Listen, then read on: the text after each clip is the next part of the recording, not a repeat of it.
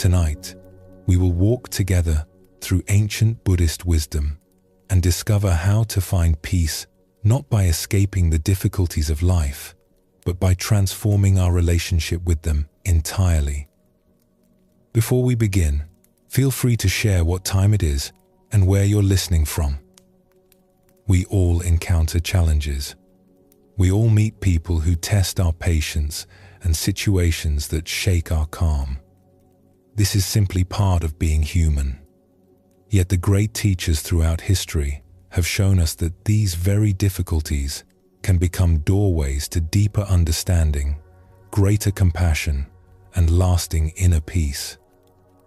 These are not complicated lessons to memorize or techniques to master. They are simple truths carried in stories that have brought comfort to countless people before you. Unshakable peace was never something to achieve, but something to uncover. So let your shoulders soften. Allow your breath to deepen. There is nowhere else you need to be right now, and nothing you need to figure out. Simply listen and let these teachings settle into you like rain soaking into earth. Take a slow, deep breath. Let's begin our journey together. There is a question that has troubled human hearts since the beginning of time. Why do some difficulties seem to grow larger the more we struggle against them? Why do certain problems refuse to shrink, no matter how forcefully we push them away? These questions touch something deep within our experience. We have all known the frustration of watching a small irritation grow into a great disturbance, simply because we could not let it be. We have all felt the weight of conflict become heavier in our chests as we fought harder to be free of it. The ancient teachers understood this pattern well. They observed human nature with great care and patience, watching how we create our own suffering through the very efforts we make to escape it. And in their compassion, they left us teachings and stories to illuminate a different way. The Buddha spoke often of this truth. He taught that hatred is never ended by hatred, but only by love. This is an eternal law. These words, simple as they are, contain a medicine for much of what troubles us. They point toward a way of being that transforms difficulty at its root, rather than merely managing its symptoms. Let us discover what happens when we stop fighting what disturbs us and begin, instead, to welcome it with an open heart. When something unpleasant enters our life, our first instinct is almost always to push it away. This is natural. This is human. When we touch something hot, we pull back our hand. When we taste something bitter, we spit it out. The body knows how to protect itself, and this knowledge runs deep. But the mind is not the body, and the difficulties we face in our relationships, our emotions, and our inner life do not always respond to pushing in the way we expect. In fact, something curious often happens. The more we push, the more we struggle, the more firmly the difficulty seems to plant itself in our experience. Consider how this works with worry.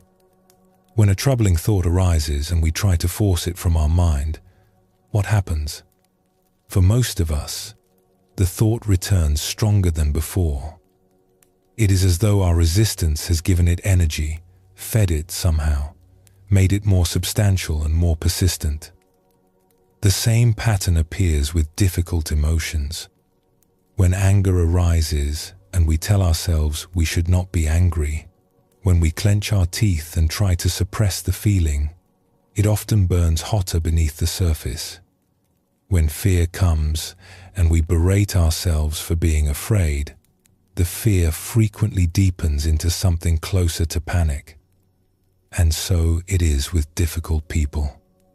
When someone irritates us and we respond with hardness, with coldness, With our own brand of difficulty, we rarely see improvement. Instead, we often watch the situation worsen. The other person becomes more defensive, more hostile, more entrenched in the very behavior that troubled us to begin with. There is an old teaching that says what we resist persists. This is not merely a clever phrase. It points towards something real in the nature of experience. Our resistance itself becomes a kind of food for what we resist. Our struggle becomes the very fuel that keeps the fire burning. But if resistance feeds difficulty, what might happen if we tried something else entirely? What if, instead of pushing against what troubles us, we learned to open toward it? What if we discovered how to welcome even the unwelcome? This is the radical invitation at the heart of the Buddha's teaching. Not to become passive or weak. Not to allow ourselves to be harmed without response. But to recognize that true strength often looks different than we imagine. True power sometimes means setting down the sword and opening our arms instead. Let us explore a story that has been told for many generations, a tale that carries within it seeds of profound wisdom. It is said that this story comes from the time of the Buddha himself, though it has been retold in many forms across the centuries. Listen now and let the images settle gently into your heart. Once, in a distant land, there stood a magnificent palace at the center of a great kingdom. The palace was known throughout the realm for its beauty and its peace. Tall columns of polished stone rose toward painted ceilings. Gardens filled with fragrant flowers surrounded quiet courtyards where fountains sang softly through the day and night. Those who lived and worked within these walls moved with a certain grace, for the kingdom was prosperous and the times were good. The ruler of this kingdom was known far and wide as a wise and gentle sovereign. Through years of careful study and deep reflection, this ruler had cultivated a heart of unusual kindness. Advisors came from distant lands, seeking counsel. Common folk felt at ease in the royal presence. Even the servants spoke of their sovereign with genuine warmth, for they were treated not as lesser beings but as members of one great household. On a particular day, however, the wise ruler was away from the palace, attending to matters in a distant province.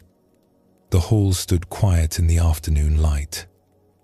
Ministers went about their duties. Guards kept their posts. The great throne room, with its high windows and ancient tapestries, sat empty and still. It was into this peaceful scene that something unexpected arrived. No one could say later exactly how it began. Perhaps a shadow fell across the courtyard that should not have been there. Perhaps a cold wind stirred the curtains in rooms where no window was open. But somehow, without warning, a creature appeared in the outer halls of the palace. It was unlike anything the palace dwellers had ever seen. To call it a demon is to use the word that the old stories use. But perhaps we might also call it the embodiment of all that is difficult and unwelcome in life. It was not large at first. It stood perhaps the height of a young child. But there was something deeply unsettling about it, something that made the stomach clench and the heart beat faster. Those who first encountered this creature in the outer halls froze where they stood. Some could not move at all. Others backed away slowly, their hands raised as though to ward off something they could not name. And in the confusion that followed, the creature simply walked forward, passing through doorway after doorway, moving ever closer to the heart of the palace. It walked through the Hall of Ancestors, where portraits of generations past watched in silent dignity. It passed through the chamber of scrolls, where the kingdom's laws and histories were carefully preserved. It climbed the wide stairs that led to the throne room itself, leaving behind it a faint trail of dampness on the polished floors. And there, in the great throne room, beneath the high windows where the afternoon light fell in golden shafts, the creature did something extraordinary. It walked directly to the throne, the ancient seat of the kingdom's rulers, and it sat down. When the guards finally recovered from their shock, when the ministers and advisors gathered their courage and entered the throne room, they found the creature sitting calmly on the throne, as though it had every right to be there, as though it belonged. The sight was intolerable. The throne was sacred. It represented everything the kingdom held dear. To see this unwelcome being, this offensive creature, sitting in the place of their beloved ruler, filled the gathered officials with a fury they could barely contain. One of the senior ministers was the first to speak. His voice trembled with outrage. "How dare you enter this place?" he said. "How dare you sit where you do not belong?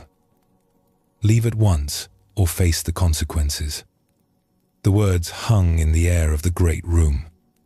And then something remarkable happened. Something that no one expected. The creature seemed to grow. Not quickly, not dramatically, but unmistakably. Where it had been the height of a child, it was now the height of a youth. Its form became more solid, more substantial. The smell that emanated from it grew stronger, and its eyes, already cold, seemed to darken further. The officials exchanged glances of alarm. Perhaps harsher words were needed. "You are not welcome in this sacred place," said a military commander, his hand on the hilt of his sword. "We will drive you out by force if necessary." Again the creature grew. It was now the size of a full-grown man. The tapestries on the walls seemed to shrink in its presence. The golden light from the windows seemed to dim. The response came swiftly. More guards were summoned. More voices raised in anger. Threats were made. Weapons were drawn. The air in the throne room grew thick with hostility, with the desire to destroy this unwanted presence, to restore the peace by whatever means necessary. And with each angry word, each hostile gesture, each hateful thought that arose in the minds of those gathered, the creature grew larger. It was now taller than any person in the room. Its head approached the ceiling.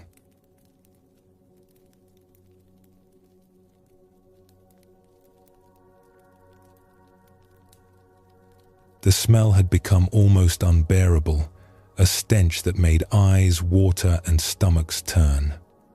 And from its mouth there now came sounds, low and guttural, words in no language anyone could recognize, but carrying a tone of malice that needed no translation. This went on for some time. The officials tried everything they could think of. They tried intimidation. They tried bargaining. They tried pleading. But nothing worked except to make matters worse. By the time hours had passed, the creature had grown so enormous that it filled nearly half the throne room. Its misshapen form pressed against the ancient columns. Its breath fogged the high windows. And the gathered assembly had backed against the far wall, terrified and exhausted, completely at a loss. It was at this moment that the wise ruler returned. Word had reached the distant province that something was amiss at the palace. The journey back had been swift, driven by concern for the kingdom and its people. But when the ruler finally entered the throne room, nothing could have prepared anyone for what followed. The ruler stood for a long moment in the doorway, taking in the scene. The enormous creature, the cowering officials, the atmosphere of fear and hatred that hung in the air like smoke. Something in the ruler's face shifted then, softened into an expression that those present would remember for the rest of their lives. It was not fear. It was not anger. It was something closer to understanding. And then the wise ruler spoke. "Welcome, dear visitor." The words were simple, but they carried a warmth that seemed almost impossible under the circumstances. The ruler took a step forward, then another, walking calmly toward the monstrous presence that filled the room. "Thank you for coming to see me. I am only sorry that I was not here to greet you when you arrived. You must have been waiting for quite some time." Something extraordinary happened in that moment. Something that defied everything the terrified officials thought they knew about dealing with difficulty. The creature, this massive and terrible presence that had grown larger with every harsh word, began to shrink. Not by much at first, perhaps an inch or two, but unmistakably, the creature was smaller than it had been a moment before. The ruler continued forward, still speaking in that same tone of gentle welcome. "You must be tired after your journey. Please, make yourself comfortable. Is there anything I can offer you? Some water, perhaps? Something to eat?" The creature shrank again. Its eyes, which had held nothing but cold darkness, seemed to flicker with something like confusion. The officials watched in astonishment as their ruler approached the throne, showing no trace of fear, radiating only kindness. "I can see that my household has not treated you well in my absence. Please forgive them. They did not understand. They thought you were an enemy, when in fact you are my guest." With each kind word, the transformation continued. The creature that had filled half the throne room was now only the size of a large bear. Its form was becoming less solid, less threatening. The terrible smell was beginning to fade. And then something even more remarkable began to happen. Taking their cue from the ruler, the others in the room began to change their approach as well. One minister, finding courage he did not know he possessed, spoke up. "Perhaps our guest would like some tea. We have a lovely blend from the mountain provinces. Very soothing after a long journey." The creature shrank further. A servant who had been trembling in the corner came forward. "Would you like me to prepare a place for you to rest? There are comfortable quarters in the east wing." Smaller still, another official joined in. "Please know that you are welcome here. We did not mean to be unkind. We were simply surprised. Forgive us." And so it went. One by one, the members of the household released their fear and hostility. One by one, they offered words of welcome, gestures of kindness, the simple hospitality that any guest deserves. And with each offering, the creature diminished further. Some brought food, the finest delicacies the palace kitchens could provide. Others brought soft blankets and cushions. One young servant, filled with compassion she could not explain, knelt before the creature and began to gently massage its feet, which by now had shrunk to nearly normal size. The creature that had seemed so terrible, so impossibly huge and threatening, was now no larger than a small dog. Its features had softened. The darkness in its eyes had given way to something almost like wonder, and the smell that had been so offensive had transformed into something almost sweet, like rain on dry earth. Finally, as the last acts of kindness were offered, as the last words of welcome were spoken, the creature gave something that might have been a sigh. And then, quietly, without drama or fanfare, it simply faded away. Where there had been a monster, there was only empty air. The throne room was peaceful once more. This story, it is said, comes from the Buddha's own collection of teachings. He called such beings anger-eating demons. They are creatures that grow strong on the energy of hostility, that feed on our resistance, as fire feeds on dry wood. And the only way to overcome them is not through force, which only makes them stronger, but through kindness, which starves them of their food. But we need not think of actual demons to find the truth in this tale. Look at your own life. Look at the difficulties you face, the people who trouble you, the situations that refuse to improve no matter how hard you struggle against them. How often have you met difficulty with resistance, only to watch it grow? How often have you faced a challenging person with coldness or anger, only to see them become more challenging still? How often have you tried to force a problem to go away, only to find it more firmly planted than before? The anger-eating demon lives in our relationships. It lives in our workplaces and our homes. It lives in the conflicts we carry within our own hearts. And it grows stronger every time we feed it with our hostility.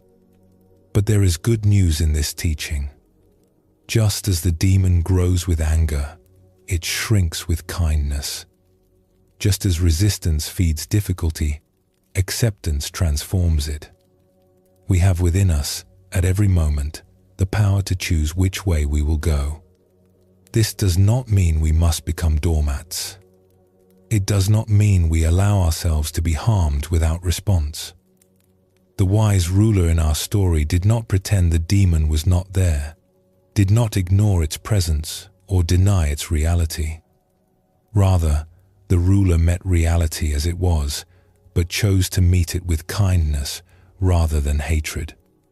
This is the true meaning of strength. Not the power to destroy what troubles us, but the wisdom to transform it through the quality of our response. How might we apply this ancient wisdom to our modern lives?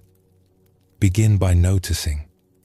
Simply notice, with gentle curiosity, how you typically respond when difficulty arises. When a person annoys you, what happens in your body? What thoughts arise in your mind? What words come to your lips? There is no need to judge what you find. Simply observe, as you might observe clouds passing across the sky. Then, in a moment of difficulty, see if you can pause before responding. This pause is precious. In that small gap between stimulus and response lies all of our freedom. In that moment of stillness, we can choose. Try, just once, responding to difficulty with welcome instead of resistance. This might feel strange at first. It might feel unnatural, even foolish. But watch what happens. Watch how the difficulty responds when you do not feed it with your hostility.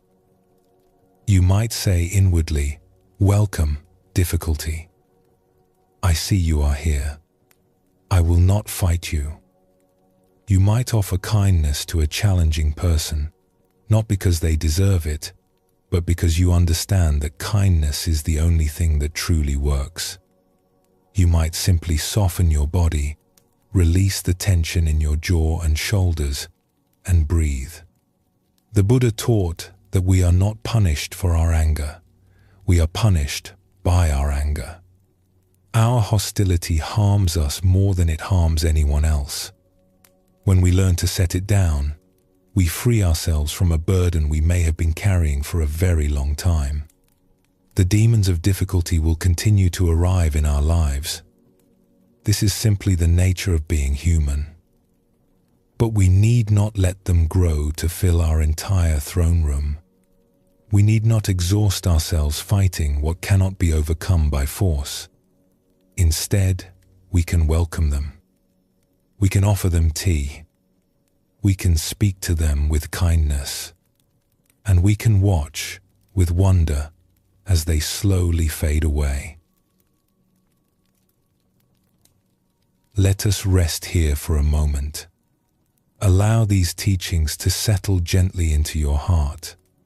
Take a slow, nourishing breath. And when you are ready, we will continue our journey together.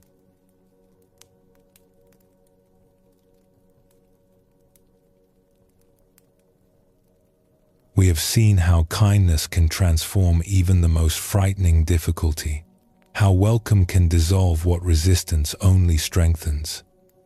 But there is another question that arises naturally from this understanding.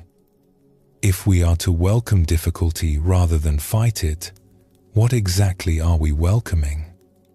What is the purpose of these unwanted visitors in our lives? The ancient teachers offer us a surprising answer. They suggest that the very things we wish would go away, the irritations and obstacles and challenging presences in our lives, are not meaningless intrusions at all.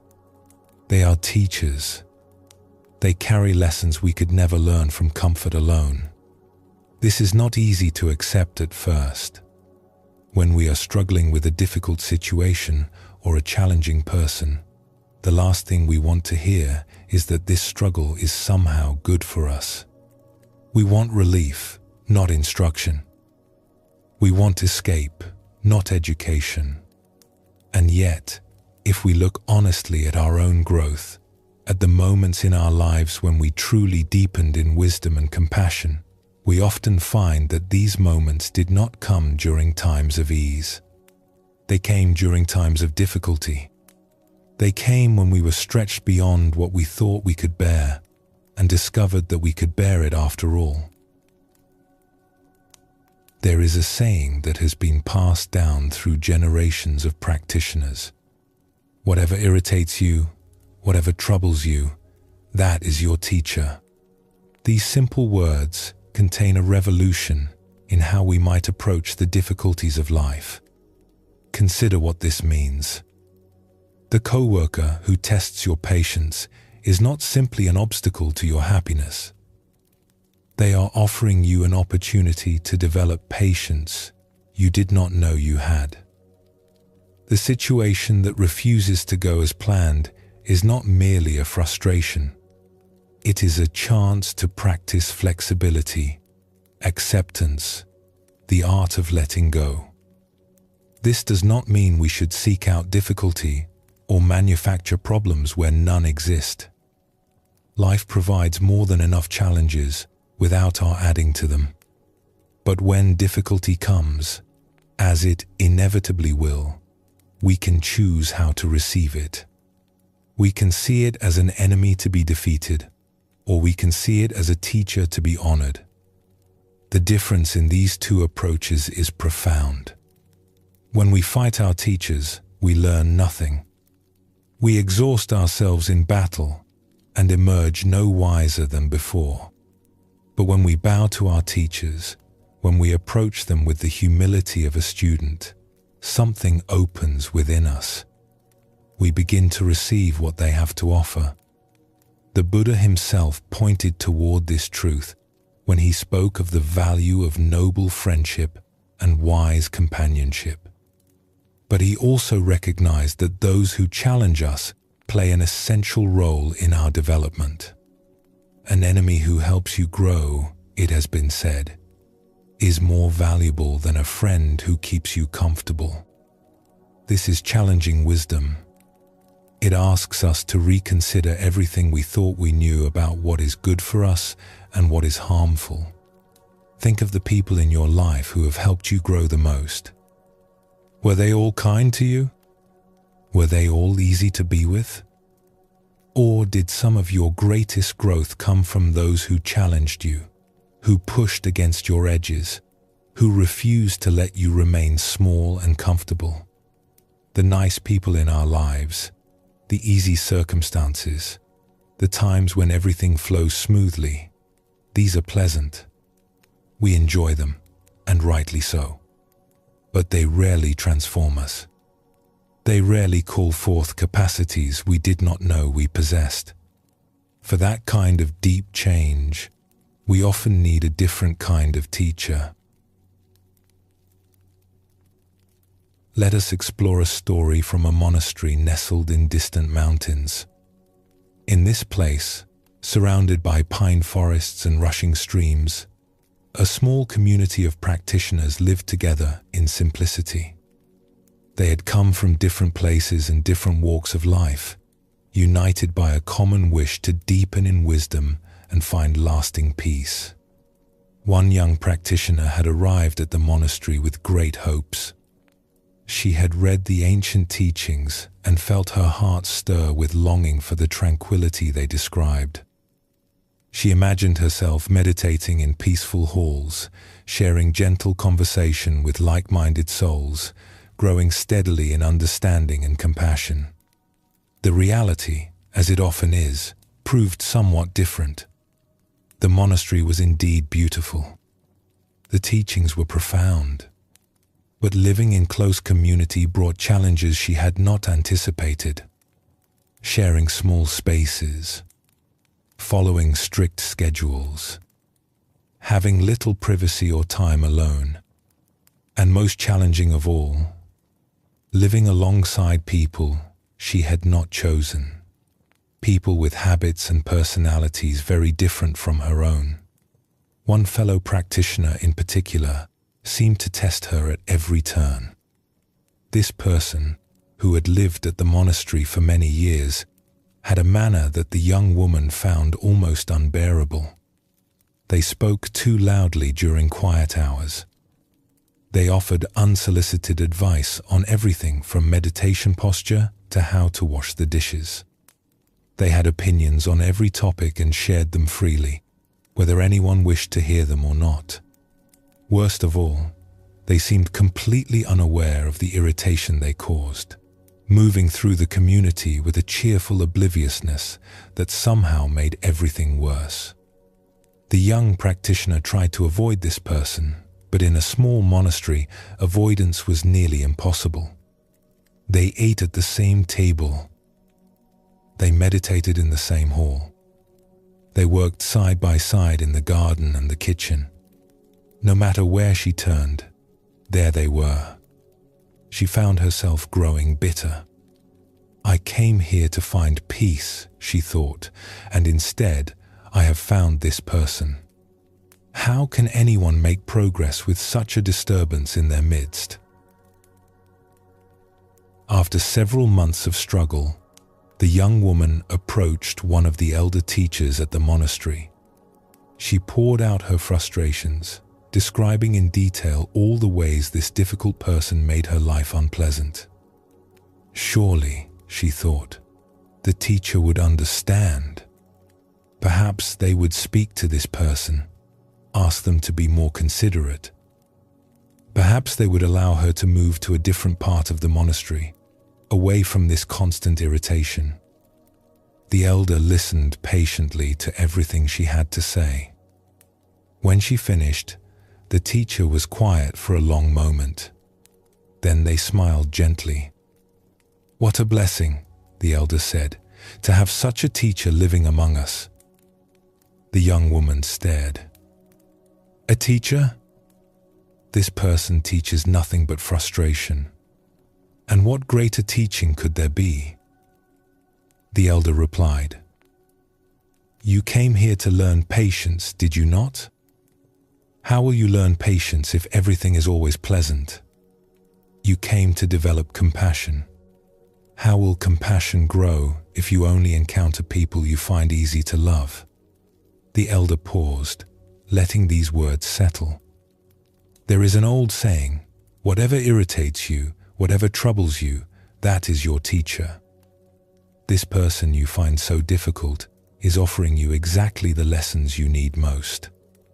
The young woman felt resistance rising in her chest. This was not what she wanted to hear. But surely there must be some peace in spiritual practice, some relief from difficulty. "The peace you seek," the elder said gently, "does not come from the absence of difficulty. It comes from how you meet difficulty when it arises. This person is giving you the opportunity to practice every single day. They are showing you exactly where your love has limits, exactly where your work lies. In the Buddhist tradition, there is a practice called loving-kindness meditation. In this practice, we cultivate feelings of warmth and goodwill, first toward ourselves, then toward those we love, then toward those we feel neutral about, and finally toward all beings everywhere without exception. May all beings be happy. May all beings be peaceful. May all beings be free from suffering. These words, repeated again and again, slowly work upon the heart like water wearing smooth as stone. Over time, they soften our habitual tendencies toward judgment and separation. They open us to a love that excludes nothing and no one. But the young woman discovered something interesting about her own practice of loving kindness. When she sat to meditate and offered these wishes of well-being to all beings, she found that she did not quite mean it. May all beings be happy, she would say, and in her heart she would add, except that one person at breakfast who talks too much. May all beings be peaceful, except that voice that interrupts my quiet contemplation. May all beings be free from suffering, but maybe that person could experience just a little discomfort, just enough to make them aware of how they affect others. She noticed this with some embarrassment. Here she was, supposedly practicing universal love, and her love had very clear boundaries. It extended to some beings but not to others. It was conditional, limited, full of exceptions. This is, perhaps, more common than we might like to admit. We all have our exceptions. We all have people we would rather not include in our circle of care. But the young woman began to see that these exceptions were not separate from her practice. They were the heart of her practice. This difficult person was showing her exactly where her love was limited, exactly where her growth needed to happen. As one teacher put it, the obstacles to our practice are the practice itself. Armed with this new understanding, the young woman decided to try something different. Instead of avoiding the difficult person or quietly resenting them, she would attempt to truly include them in her loving kindness. She would try to extend her care even to this person who had caused her such frustration. It was not easy. The first time she sat in meditation and deliberately brought this person to mind, sending them wishes of happiness and peace, something in her resisted. Her mind generated a list of all the reasons this person did not deserve her goodwill. Her body tensed with remembered irritations. But she stayed with it. She breathed gently and repeated the phrases, "May you be happy. May you be peaceful. May you be free from suffering." Something began to shift, slowly, over many days of practice. She started to see this person differently. She noticed that beneath all their loud opinions and unsolicited advice, there was a kind of loneliness. They talked so much, perhaps, because they feared silence. They offered so much advice, perhaps, because they wanted to feel useful, to feel that they mattered. She began to see a fellow human being struggling in their own way, doing their best with the tools they had, probably unaware of the impact they had on others. And with this seeing came something unexpected. Compassion. Not approval of the behavior, not a sudden enjoyment of the loud voice and the constant commentary, but a softening toward the person beneath the behavior, an understanding that they too were carrying burdens. They too were seeking happiness in the only way they knew how. There is an image sometimes used in the contemplative traditions of stones being polished in a river. When stones first fall into the water, they are rough and jagged, full of sharp edges. But as the river carries them along, they tumble against one another. They rub and knock and scrape. And slowly, over time, they become smooth. No stone polishes itself. It is the friction with other stones that wears away the rough edges. It is the constant contact, the rubbing and bumping, that creates the smoothness we admire. Living in community is like this. The people around us, especially the difficult ones, are constantly rubbing against our rough edges. It can feel unpleasant. We might wish for a smoother ride, a gentler journey, fewer collisions. But it is precisely this friction that polishes us, that wears away our sharp edges, that slowly reveals the smooth stone beneath. The young woman came to understand this truth through her experience at the monastery. The person she had found so irritating was, in a sense, doing her a great service. They were showing her where she was still rough, where she still had sharp edges that caught against life.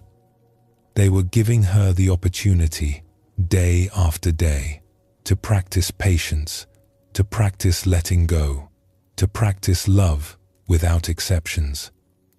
In time, something remarkable happened. The difficult person did not change. They were still loud, still opinionated, still full of advice that no one had asked for. But the young woman's experience of them changed completely. Where there had been irritation, there was now mostly acceptance. Where there had been avoidance, there was now a kind of ease. And more than this, she found that her capacity for patience had grown. Not just with this one person, but with everyone. The friction that had seemed like punishment had turned out to be polishing. She was becoming smoother, more able to flow with life rather than catching against it. In the years that followed, this practitioner grew in depth and understanding. When newer members of the community came to her with complaints about difficult people, about irritating situations, about obstacles to their peace, she would sometimes smile in recognition. "What a blessing," she would say, "to have such teachers in your life." At first, they thought she was joking, but she was entirely serious. She had learned from her years of practice that difficulty is not the enemy of spiritual growth. It is the very ground in which growth occurs. The Buddha himself pointed to this truth when he said that an untrained mind brings suffering, but a mind well trained brings happiness. The training of the mind does not happen in easy circumstances. It happens when we are challenged, stretched, pushed beyond our comfortable limits. It happens when we meet difficulty and choose to learn from it rather than simply endure it. This does not mean we should be grateful for suffering in a superficial way, pretending that pain is pleasant or that frustration does not hurt. The difficult person still tested her patience. The challenges of community life still required effort. But within that effort, there was an invitation. Within that difficulty, there was a door. We can walk through that door if we choose. We can bow to our teachers, even the unwanted ones, and say, "Thank you. I am ready to learn."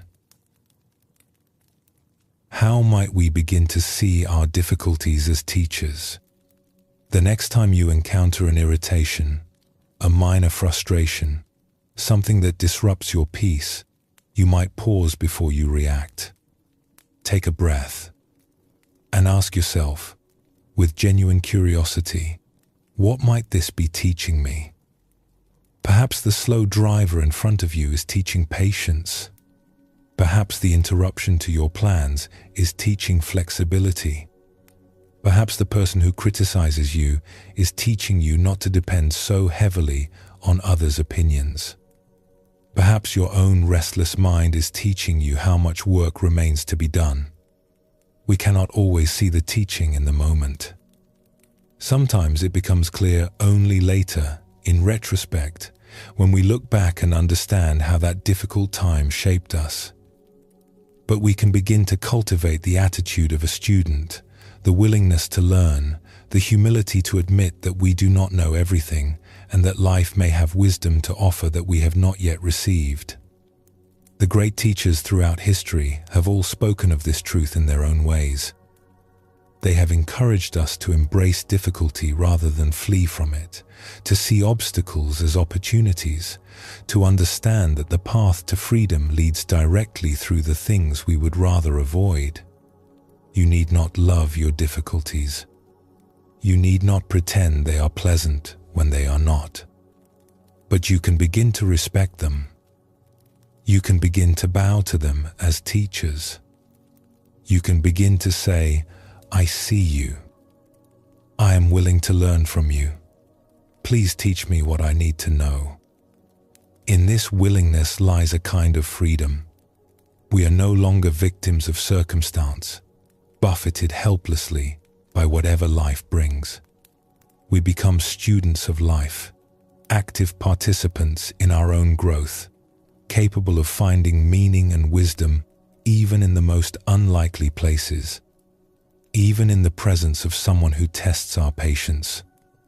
Even there, especially there, the teaching awaits.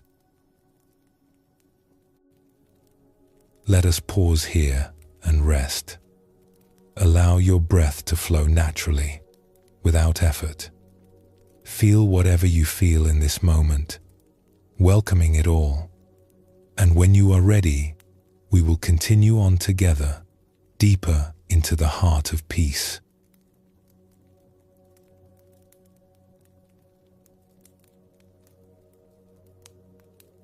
We have begun to see how difficulty can become a teacher, how the very people who test our patience may be offering us exactly the lessons we most need to learn.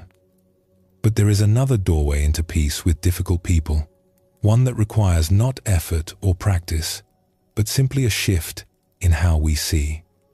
This shift is the gift of understanding. It is the capacity to step, even briefly, into another person's experience. To wonder what it might be like to be them. To sense, even dimly, the weight they carry that we cannot see. When this shift happens, something remarkable occurs. The irritation we felt begins to soften. The wall between us and the difficult person becomes thinner, more transparent. We start to see not an obstacle to our happiness, but a fellow human being, struggling just as we struggle, seeking peace just as we seek peace. The Buddha spoke often of compassion as one of the highest qualities a human being can develop. But compassion is not possible without understanding. We cannot truly care for someone whose experience remains completely foreign to us. The path to compassion runs through the territory of empathy, through the willingness to imagine what life might be like from inside another person's skin. There is a reflection that has helped many people transform their relationship with difficult people. It is not complicated. It requires no special training or preparation. It is simply this: when you encounter someone who troubles you, someone whose behavior is irritating or hurtful or simply hard to bear, pause for a moment and consider. You only have to endure this person for a short time. Perhaps a few minutes. Perhaps an hour. Perhaps, if they are very close to you, a few hours each day. But they have to live with themselves all day long. Let this sink in. Whatever quality makes this person difficult for you to be around, they experience that quality constantly. They wake up with it. They carry it through every moment of their day. They go to sleep with it. There is no escape for them, no relief, no moment when they can walk away and be free. If someone's manner is abrasive, imagine what it must be like to have that abrasiveness as your constant companion. If someone is anxious and fearful, imagine living inside that anxiety every waking moment. If someone is angry and reactive, imagine the exhaustion of that anger burning in your chest hour after hour, day after day. This reflection does not excuse harmful behavior. It does not mean we should allow ourselves to be mistreated, but it opens a door to compassion that was previously closed. It helps us see that the difficult person is not our enemy. They are, in a very real sense, suffering. And their suffering is far greater than ours because they can never get away from it. Consider for a moment what it might be like to be someone that others find difficult. Imagine going through life and sensing, even if only dimly, that people avoid you, that conversations grow shorter when you join them, that invitations somehow never quite reach you, that there is always a slight tension in the room when you enter. Most difficult people are not deliberately trying to cause problems. They are simply being who they are, responding to life with the tools they have, unaware of how their presence affects others. And yet they often sense, on some level, that something is wrong. That connection does not come easily. That the warmth others seem to share does not flow toward them in the same way. This is a kind of loneliness that is hard to imagine unless you have experienced it. To want connection and not know how to create it. To reach out and find others pulling back. To be, in some fundamental way, isolated even in the midst of people. When we see difficult people in this light, our hearts begin to open.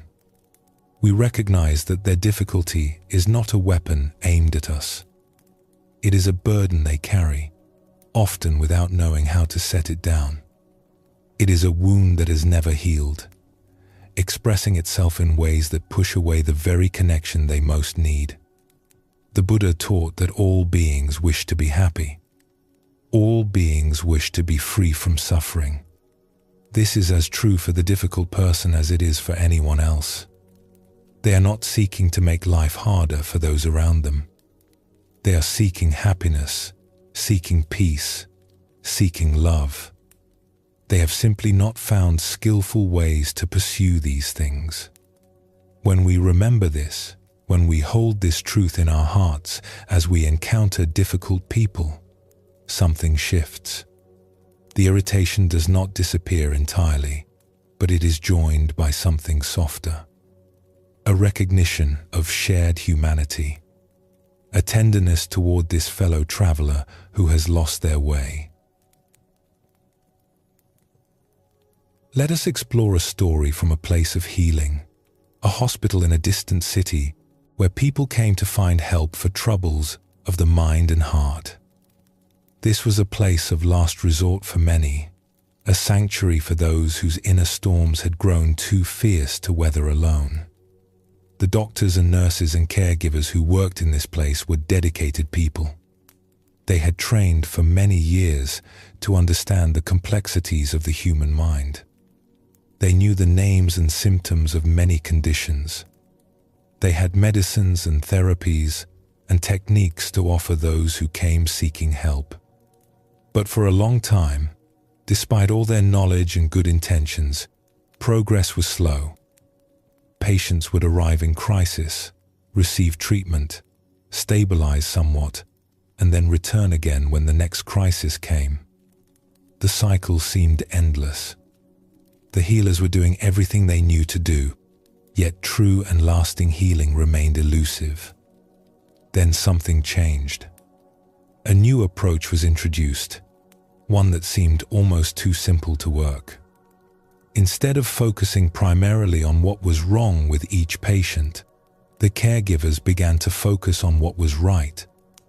This requires some explanation. When someone is struggling with troubles of the mind, Their experience is not uniform. There are times when the storm is raging, when thoughts become confused and feelings become overwhelming. But there are also times of calm, periods when clarity returns and the person can think and feel and relate in ways that feel healthy and whole. Previously, the caregivers had focused most of their attention on the storms. They watched carefully for signs of trouble. They intervened when symptoms flared. They built their understanding of each patient around the patterns of their illness. The new approach turned this around. Instead of watching for storms, the caregivers began to watch for sunshine. They paid attention to the moments when patients were calm, when they were connecting well with others, when they showed insight and wisdom and grace. And rather than simply noting these moments and waiting for them to pass, they celebrated them. They named them. They helped patients recognize and value these experiences of wellness. What happened next surprised many who witnessed it. As the caregivers shifted their attention toward moments of wellness, those moments began to expand. Patients who had been trapped in cycles of crisis began to experience longer and longer periods of stability. The storms still came, but they came less often and lasted for shorter times.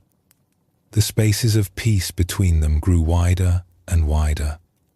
This was not magic, though it might have seemed that way. It was simply the natural result of a profound truth. What we give attention to grows.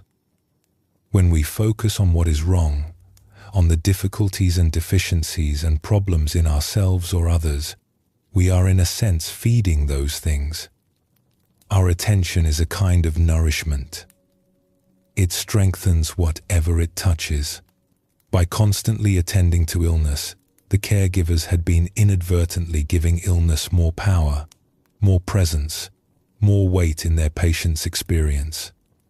But attention works the other way as well. When we focus on what is right, on the moments of health and clarity and connection, we nourish those things instead. We help them grow stronger. We give them more power to hold their ground against the storms. This is not positive thinking in a superficial sense. It is not pretending that difficulties do not exist. The caregivers did not ignore their patients' struggles or dismiss their pain. They simply chose to also see, and to help their patients see, the health that existed alongside the illness. They chose to nurture what was already whole, rather than only fighting what was broken. The ancient teachers understood this principle well. The Buddha spoke of cultivating wholesome states of mind, of deliberately nurturing qualities like kindness, compassion, joy, and equanimity. He knew that the mind, like a garden, grows whatever is planted and tended. If we plant seeds of awareness around our difficulties and water them daily with our attention, those difficulties will flourish. But if we plant seeds of awareness around our moments of peace and wisdom, those will flourish instead. This same principle applies to how we see difficult people. When we focus on their difficulties, on the ways they irritate us, on their faults and failings and frustrating habits, we are in a sense strengthening those qualities in our perception. We are building a picture of this person that consists primarily of their shadows. And then we wonder why they seem so dark to us. But everyone, even the most difficult person, has moments of light. Everyone has qualities that are admirable, even if those qualities are hidden or rarely expressed. Everyone has within them the capacity for kindness, for wisdom, for connection. The question is whether we can see these things, or whether our focus on difficulties has blinded us to them. There is a practice sometimes called looking for the Buddha nature in others. In this practice, we deliberately search for the light in each person we encounter. We ask ourselves, what is good in this person? What do they do well? What qualities do they have that I might admire? This is not about making excuses for bad behavior or pretending that difficulties do not exist. It is about expanding our vision so that we see the whole person, not just the parts that trouble us. It is about remembering that every human being is a complex mixture of light and shadow, and choosing to give our attention to the light. When we practice this way of seeing, something remarkable happens. The person does not change, but our experience of them transforms. We begin to notice things we had missed before. Small kindnesses, moments of insight, flashes of humor or generosity or courage. The difficult person becomes more three-dimensional in our perception, more human, more like us. And often, as we shift our attention toward what is good in someone, they seem to shift as well. Not because they are aware of our inner practice, but because of how our changed perception changes our behavior toward them. We become warmer, more open, more willing to engage. And they, sensing this shift, often respond in kind. The light we were looking for begins to appear more frequently, nurtured by our attention and our care. Let us return to the reflection we began with. The difficult person has to live with themselves all day long. But there is more to this truth than simply the weight of their own difficult qualities. Consider also the loneliness. Most people who struggle to connect with others are aware, at some level, that something is wrong. They see others forming friendships easily. They watch as invitations flow to everyone but them. They feel the subtle ways that people withdraw from their presence. This awareness, even when it is buried beneath defenses and denial, creates a deep kind of pain. It is the pain of isolation, of not belonging, of being somehow outside the circle of warmth that most humans need to thrive. When we see difficult people with this understanding, our hearts cannot help but soften. We recognize that their difficulty is not a sign of strength, but of struggle. It is not an attack, but a wound. They are not our enemies, but our fellow sufferers, caught in patterns they may not know how to escape. The Buddha taught that compassion naturally arises when we truly see another being suffering. We do not have to manufacture it or force it. We simply have to see clearly. And when we see clearly the suffering that lies beneath difficult behavior, compassion arises on its own. This compassion is not weak or passive. It does not mean allowing ourselves to be harmed or staying in situations that damage us. But it changes the quality of our response.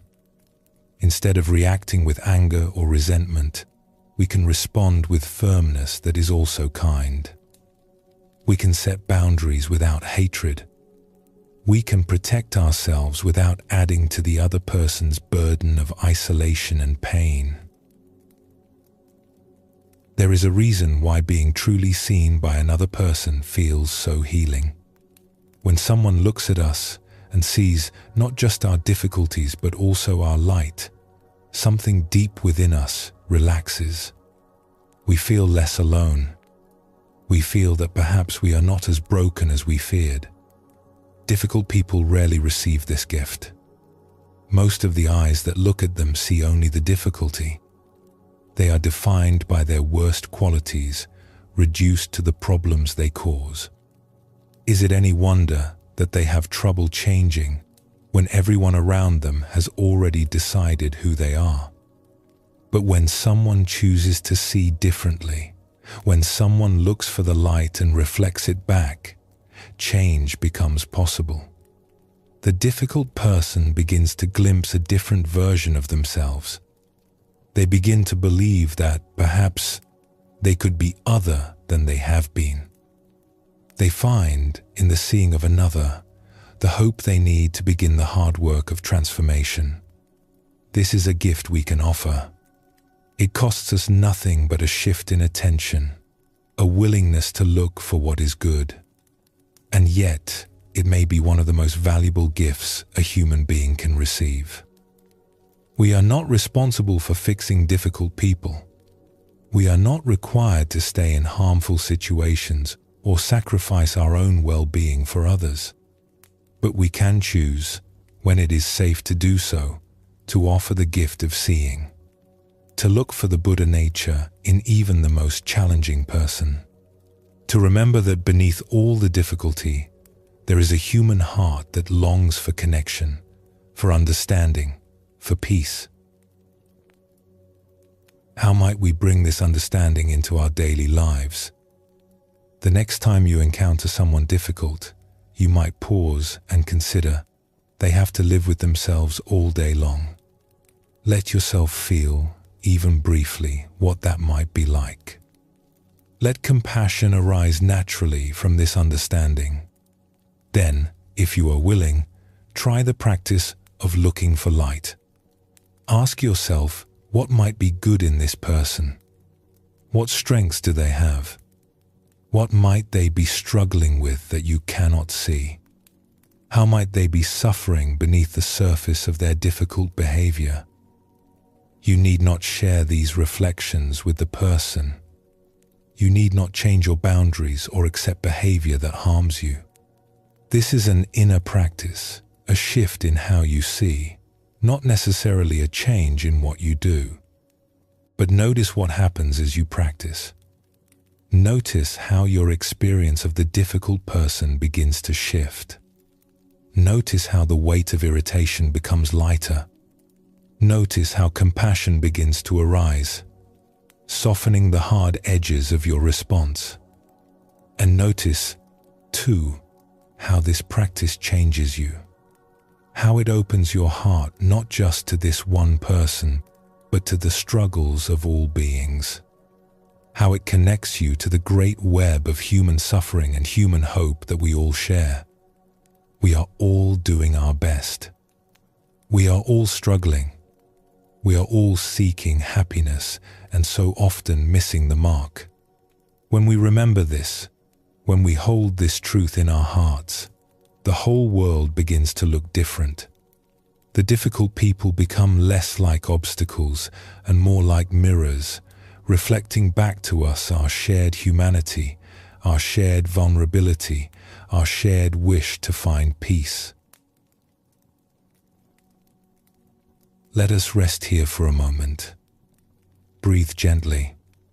Let your heart soften toward all beings, including yourself. And when you are ready, we will continue together.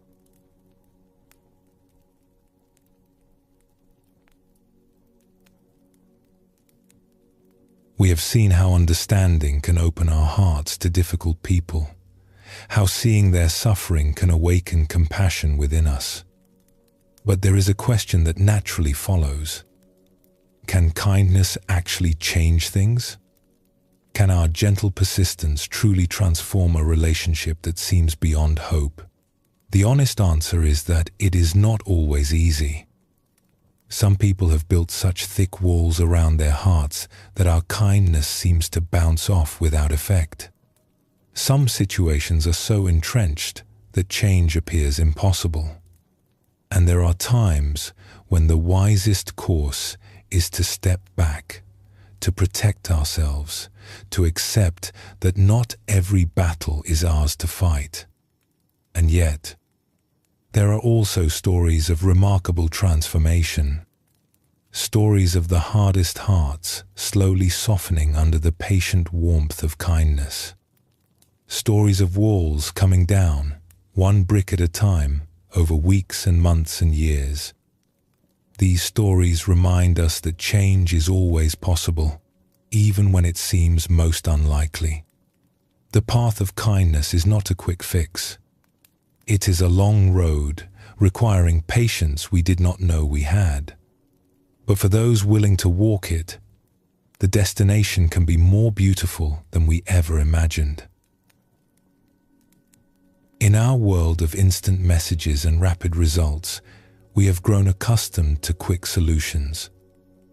We want our problems solved now, our relationships healed today, our difficult people transformed by next week at the latest.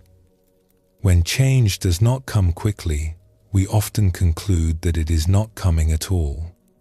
But the deepest changes in human beings rarely happen quickly. A heart that has been closed for years does not open overnight. Trust that has been broken many times is not rebuilt with a single gesture.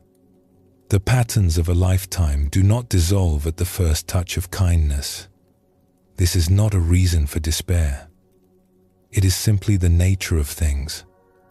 A great tree does not grow in a day. A river does not carve a canyon in a season.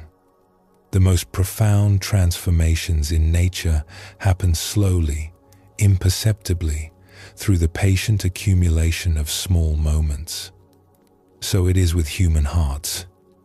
The kindness we offer today may seem to disappear without trace. The kindness we offer tomorrow may meet the same fate. But somewhere beneath the surface, something is shifting. Each act of warmth is like a drop of water falling on stone. No single drop seems to make a difference. But over time, the stone begins to wear. Over time, the impossible becomes possible. The Buddha understood this well. He taught that our actions, even the smallest ones, have consequences that ripple outward in ways we cannot see. A kind word spoken today may bear fruit years from now in circumstances we will never witness. Our task is not to demand immediate results, but to plant seeds of goodness and trust in the harvest. Let us explore a story from a place of confinement, a large institution where people lived under strict rules and watchful eyes. This was not an easy place to be. The residents had made mistakes in their lives and were paying the price. The days were long and structured. Freedom was limited, and the relationship between those in charge and those in their care was often marked by distance and suspicion. In this place, there was a man whose job was simple. Each day, he would prepare and serve tea and coffee to the officers who ran the institution.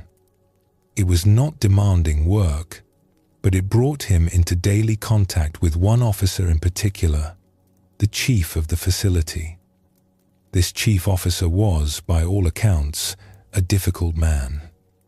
He seemed to take pleasure in making the lives of those under his authority harder than they needed to be. He never greeted the residents. He never acknowledged their presence unless it was to issue a command or a criticism. He treated them, in the words of those who lived there, as if they were less than human. The man who served tea had experienced this coldness many times. But one incident stood out above all others. There was another resident in the facility, a quiet man who rarely received visitors. His family lived far away, and the journey to see him was difficult and expensive. One day, after many months, this man's wife managed to arrange a visit. She found transportation, made the long trip, and arrived at the facility ready to see her husband. But the chief officer had other plans. Knowing that the wife had arrived, the officer deliberately sent the husband to a distant part of the facility, a place where announcements could not be heard. When the wife checked in and the husband was called to the visiting area, he was too far away to hear his name. The calls were repeated. A search was conducted. But by the time he was found and brought back, visiting hours had ended. His wife had come all that way for nothing. The chief officer had done this on purpose. There was no reason for it, except spite, except the desire to cause pain to someone who could not fight back. When the man who served tea heard this story, his heart hardened against the chief officer. He already disliked the man, but now that dislike turned to something stronger. And it seemed to him that such a person was beyond redemption, beyond any possibility of change. It happened that a teacher visited this place of confinement from time to time, offering guidance and conversation to those who wished to receive it. The man who served tea attended these gatherings, and one day he spoke of his feelings toward the chief officer. He described the coldness, the daily humiliation of being treated as less than nothing. "This approach of kindness you teach," he said, "it might work in some places. But not here, not with someone like him. This is a hard place, and the only language such people understand is strength. If you show kindness, they see weakness. They take advantage." The teacher listened carefully. When the man had finished, the teacher was quiet for a moment. Then a gentle question came.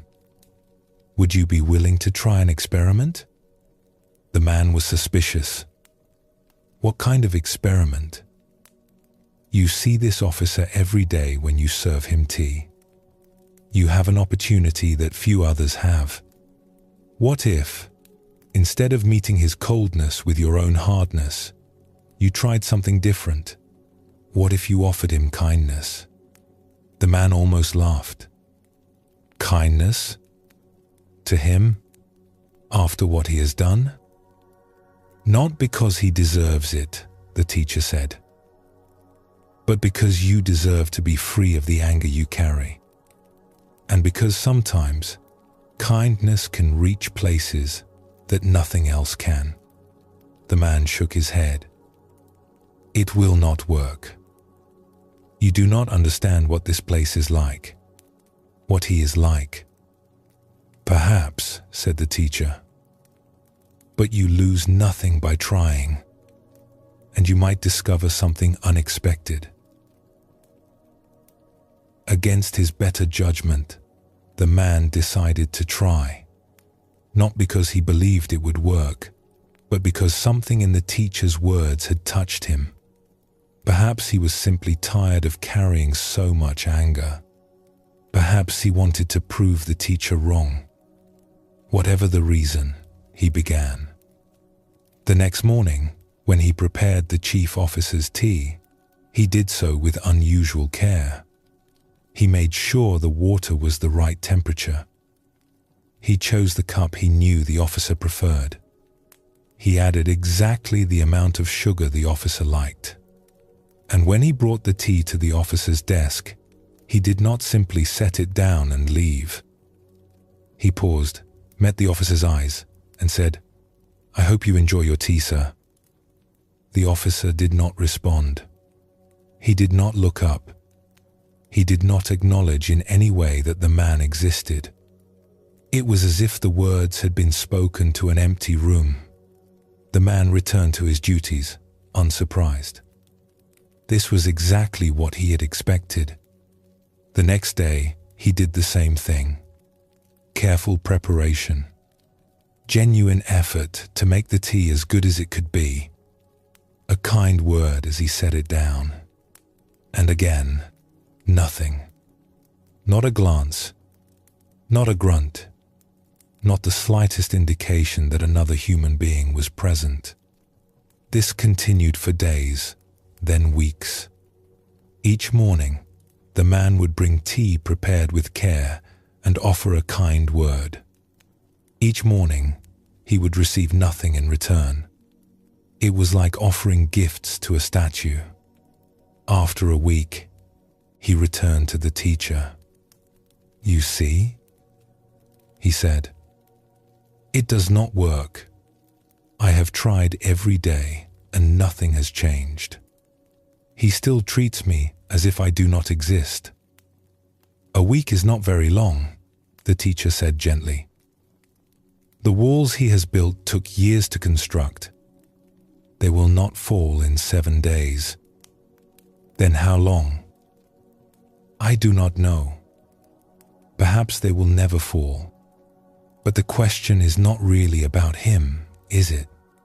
The question is about who you want to be. Do you want to be someone who meets coldness with coldness?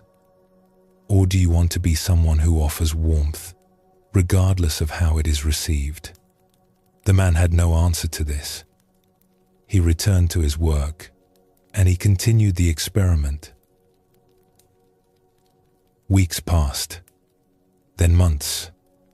Every day, the same routine. Tea prepared with care, a kind word offered, and nothing in return. The man began to feel foolish. He imagined the other residents watching him, thinking he was weak or naive. He imagined the officer secretly laughing at his efforts. But something else was happening too. Something he had not expected. He noticed that the anger he had carried for so long was beginning to fade. Not completely, not all at once, but gradually. The daily practice of offering kindness, even unreturned kindness, was changing something in him. He was becoming softer, more patient, more at peace. He also began to see the officer differently. Not with approval, certainly. The pain of the past was not forgotten, but with something closer to curiosity. What had made this man so hard?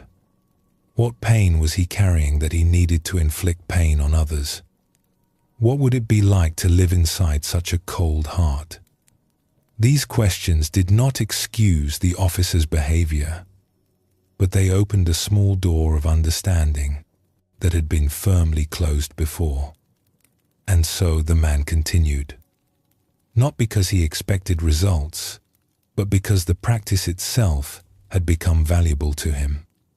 He had discovered that offering kindness, regardless of response, was its own reward.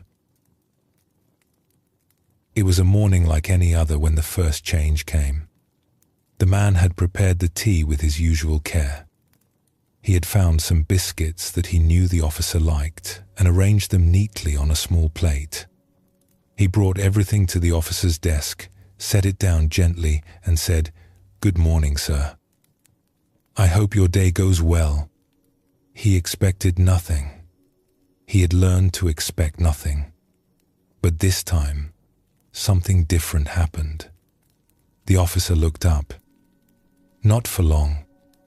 Not with warmth, but he looked, and from his lips came a sound, a small sound, barely audible, something between a grunt and a word. It was not much. To an outside observer, it might have seemed like nothing at all, but the man knew what it meant. For the first time, the officer had acknowledged that he existed. For the first time, there had been a response. The man felt something shift in his chest, a lightening, a hope he had not allowed himself to feel. He did not expect the progress to continue. One grunt did not mean transformation. The officer might return to stone the very next day. But something had cracked, however slightly. The wall was no longer quite as solid as it had been. The man continued his practice with renewed dedication. Some days, there was another grunt.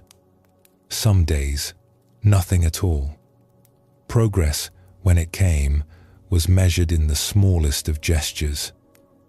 A brief glance, a slight nod, the tiniest relaxation of a rigid face.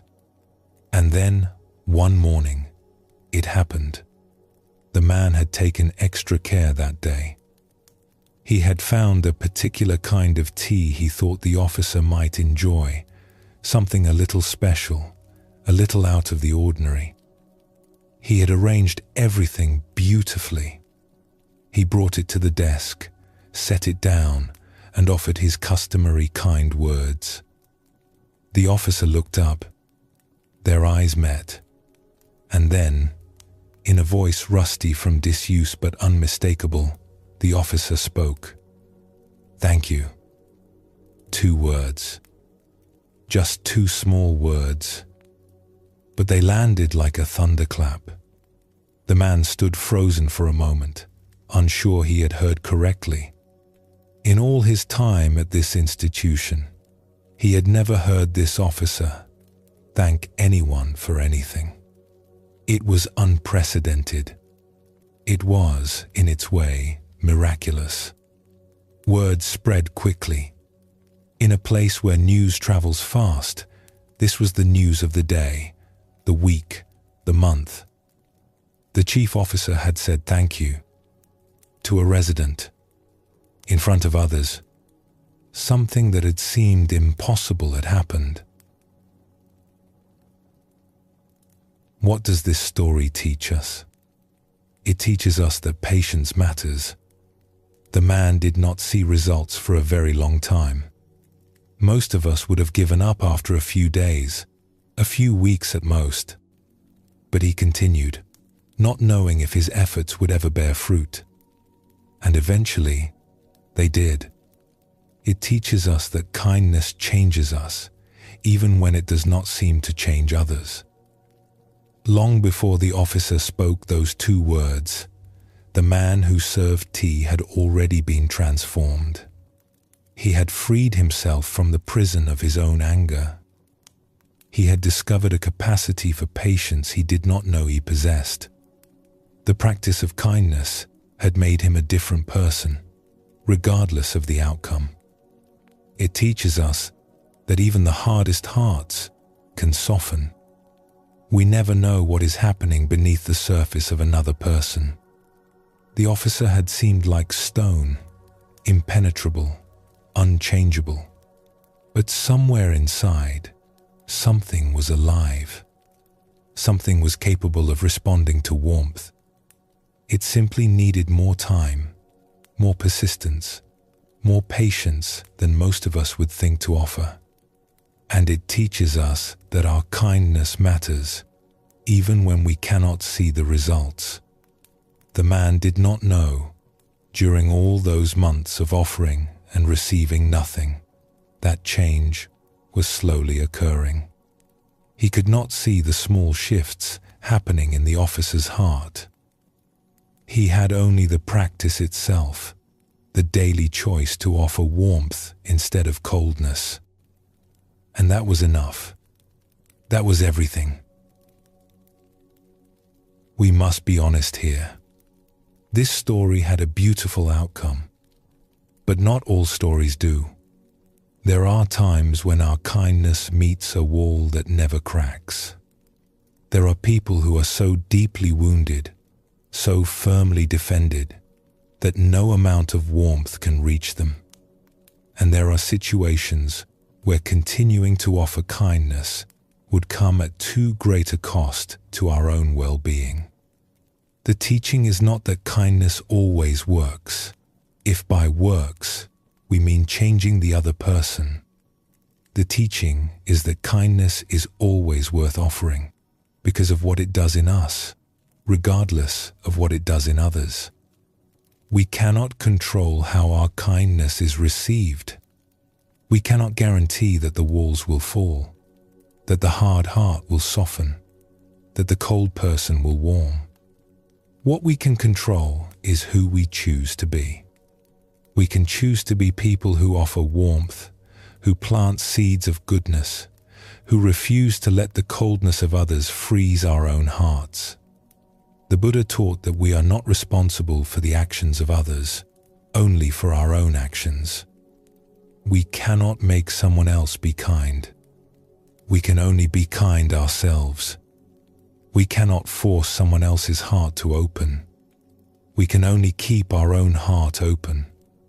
This is freedom. Not the freedom to control outcomes, but the freedom to choose our response. Not the power to change others, but the power to remain true to our own deepest values, regardless of how others behave. First, consider whether there is someone in your life who might benefit from patient, persistent kindness. Someone difficult, someone cold, someone who has built walls around their heart. You need not choose the most challenging person you know. Start, perhaps, with someone whose walls seem thin enough to possibly crack. Then, begin to offer small kindnesses. Not grand gestures, but simple, daily acts of warmth. A genuine greeting. A moment of attention. A small gift of care. Do not expect response. Do not keep score. Simply offer and let go. Notice what happens in you as you practice. Notice whether the anger or frustration you carry begins to lighten. Notice whether you begin to see this person differently, with more understanding, more compassion, more patience. And if change comes in the other person, receive it with gratitude, but do not cling to it. Tomorrow they may return to coldness. The path is long, and progress is rarely straight. What matters is not the destination but the walking. What matters is who you become along the way. Remember that you always have the right to protect yourself. If a relationship is harmful, if continuing to offer kindness would damage your well-being, it is wise to step back. Kindness toward others must not come at the cost of cruelty toward yourself. But where it is safe, where it is possible, where your heart is willing, consider walking this long path. You may be surprised by where it leads. You may discover that the person who is most transformed is not the difficult other, but yourself. Let us pause here and breathe. And when you are ready, we will continue walking together.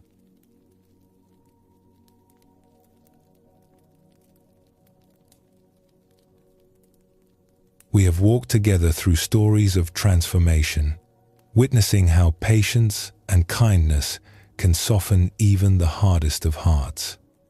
But there is another truth we must explore, one that touches the very root of why we sometimes become difficult ourselves. When we are exhausted, we are not at our best. When we are stretched thin and running on empty, patience becomes scarce, and kindness feels like a luxury we cannot afford. The person who snaps at a loved one, who loses their temper over small things, who seems unable to find warmth for those around them, is often simply a person who has been carrying too much for too long. The Buddha taught the middle way, a path that avoids the extremes of indulgence and deprivation. This teaching applies not only to our spiritual practice, but to how we live our daily lives. We cannot pour from an empty vessel. We cannot offer kindness to others when we have none left for ourselves. Learning to rest, to set down our burdens, is not selfishness. It is wisdom. Let us explore together the simple art of letting go. Imagine, for a moment, that you are holding a cup of water. It is not a large cup. It is not particularly heavy. If someone asked you how much it weighs, you might say a few ounces, perhaps half a pound. Nothing significant. Nothing that would trouble you. Now imagine holding that same cup with your arm extended in front of you.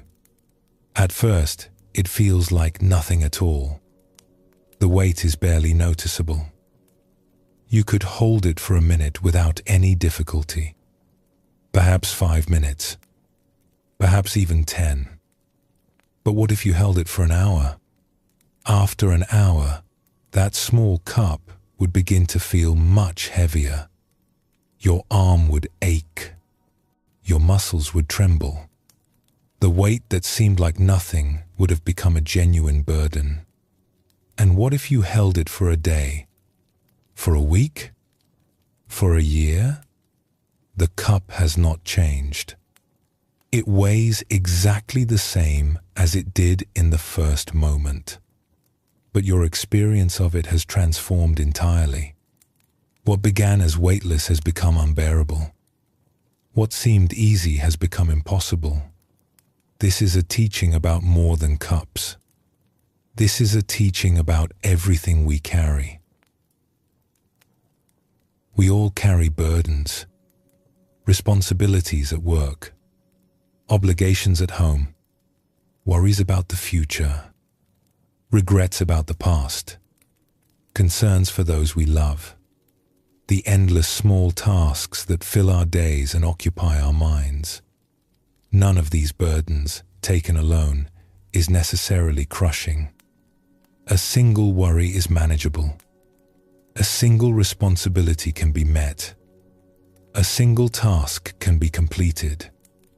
Like the cup of water, each individual weight seems light enough to bear. But we do not carry just one thing. We carry many things.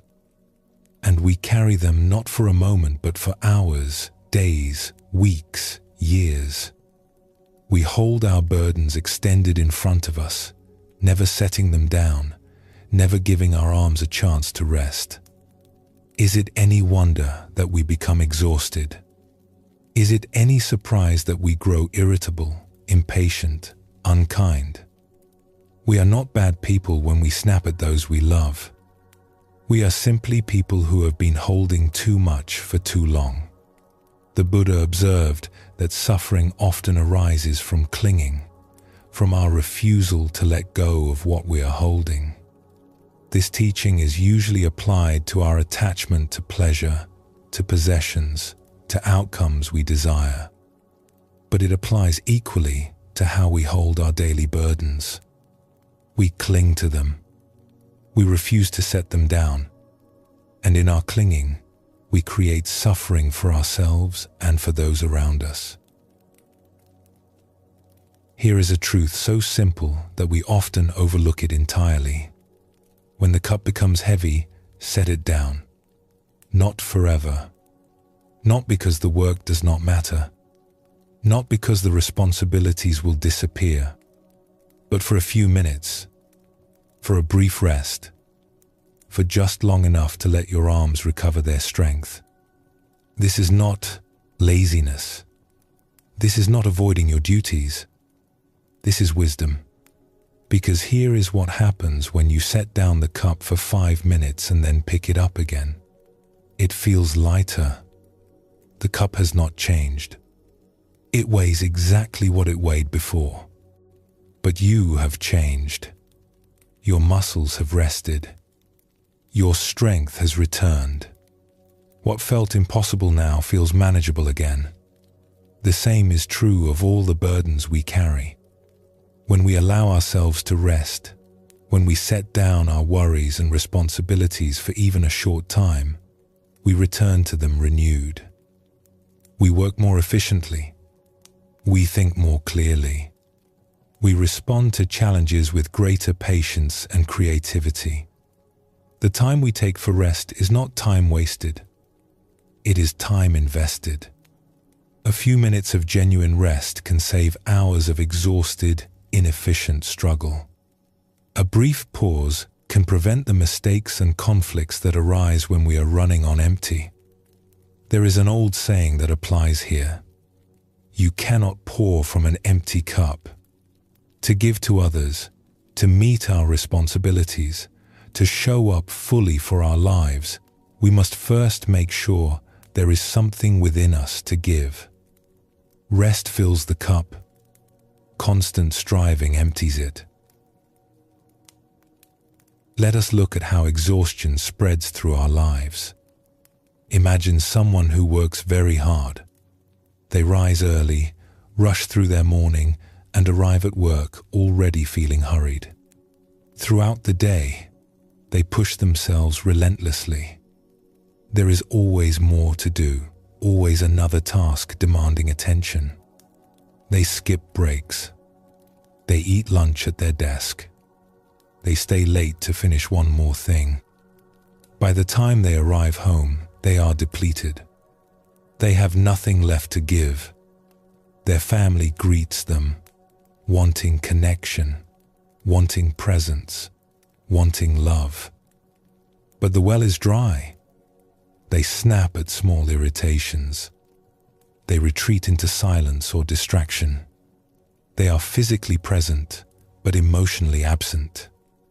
And so the evening passes without nourishment, without true rest, without the warmth of genuine connection. They go to bed tired, sleep poorly, and wake the next morning already behind. Now the cycle accelerates. They arrive at work not only with the burdens of the day, but with the weight of a difficult evening and a restless night. They are less efficient, more prone to mistakes, more irritable with colleagues. The day feels harder than it needs to be. And when they return home that evening, they are even more depleted than before. The family, still wanting connection, still needing presence, meets someone with even less to give. The disappointment grows. The distance widens. This is how exhaustion spreads. Work stress creates home stress. Home stress creates work stress. Each feeds the other, and the cycle spirals downward until something breaks. The Buddha taught that to end suffering, we must understand its causes. The cause of this cycle is not too much work or too many responsibilities. The cause is that we have forgotten how to set down the cup. Breaking the cycle requires something that may seem counterintuitive. It requires doing less, at least for brief moments, so that we can ultimately do more. It requires stopping, even when everything in us tells us to keep going. It requires the wisdom to recognize that rest is not the enemy of productivity, but its essential foundation. Consider what happens when we build small pauses into our day. Perhaps 10 minutes in the morning before the rush begins, sitting quietly with a cup of tea, letting the mind settle before the demands arrive. Perhaps a few minutes in the middle of the day, stepping away from the desk, closing the eyes, allowing the accumulated tension to release. These pauses cost us time, but they return far more than they take. The mind that has rested, even briefly, works more efficiently. The heart that has been given space to breathe has more warmth to offer. The body that has been allowed to release its tension moves through the day with greater ease. And when we arrive home, something is different. There is something left to give. The well is not completely dry. We can meet our loved ones with presence, with patience, with the kindness they deserve and that we want to offer. This changes everything. The evening becomes nourishing rather than draining. Connection happens. Love flows. And when we wake the next morning, we are not starting from deficit. We are starting from wholeness. There is a story of a parent who attended meditation classes in their community. These classes were held one evening each week, and they required leaving work, traveling across town, and sitting quietly for an hour before returning home. For this parent, already stretched thin by the demands of work and family, the weekly class felt like a burden, another obligation, another thing taking time away from everything else that needed to be done. On many evenings, the temptation to skip the class was strong. I am too tired, this parent would think. I have too much to do. The family needs me at home. I cannot spare the time. One such evening, after a particularly exhausting day, the parent announced to their child that they would not be going to the meditation class that week. The child looked up with concern. "But you must go," the child said. "I am too tired, little one. I need to stay home tonight." "No," the child insisted. "You must go." "Why?" the parent asked, puzzled by the child's persistence.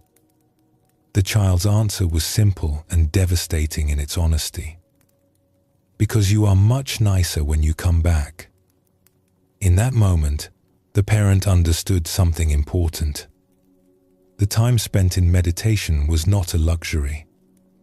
It was not selfish. It was not taking away from the family. It was giving to the family. The rest, the stillness, the brief setting down of all burdens, these were not indulgences. They were necessities. And the family could see the difference, even when the parent could not. From that day forward, the parent rarely missed a class. Not because meditation had become easy or convenient, but because the child's words had revealed a truth that could not be unseen. The pause was not optional. It was essential. When we rest, we give a gift not only to ourselves, but to everyone around us.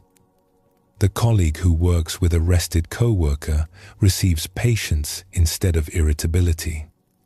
The child who comes home to a rested parent receives presence instead of distraction. The partner who shares an evening with someone who has paused to breathe receives love instead of exhaustion. This is not obvious to us when we are caught in the cycle of constant doing. We think that by working harder, by never stopping, by sacrificing our rest, we are giving more to those who depend on us. We think that rest is selfish, that pausing is weakness, that setting down the cup means letting people down. The opposite is true. Our exhaustion is not a gift to anyone. Our depletion does not serve those we love. When we run ourselves empty, everyone suffers. There is a teaching attributed to the Buddha that speaks to this truth. He said that if we truly loved ourselves, we would never harm another, for we would understand that harming others harms ourselves. The reverse is also true. If we truly loved others, we would care for ourselves, for we would understand that our well-being is the foundation of all we have to offer. Rest is not separate from service. Rest is what makes service possible. Setting down the cup is not abandoning our responsibilities. It is ensuring that we can meet them with the presence and care they deserve. Consider the cup you are holding right now. Not a physical cup, but the weight of all you are carrying. The responsibilities, the responsibilities, the responsibilities, the responsibilities, the responsibilities, the worries, the endless tasks. How long have you been holding them? How heavy have they become? Now consider this. What would it feel like to set them down, even for a moment? You might fear that if you set them down, you will never pick them up again. You might worry that the world will fall apart without your constant holding. But the world is more resilient than you think, and you are more essential to it rested than exhausted. The Buddha taught that attachment causes suffering. We are attached not only to pleasant things, but to our own busyness, our own sense of indispensability, our own identity as someone who never stops.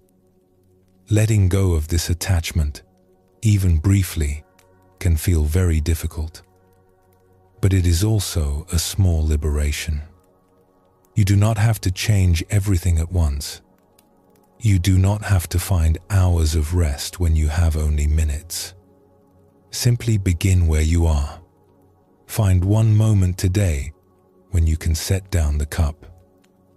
Take one breath that is not hurried. Allow yourself one pause that asks nothing of you except to be present. This is enough to begin. This is the seed from which a different life can grow. Let us pause here and practice what we have learned. Let your breath deepen, and when you are ready, gently, we will continue on together.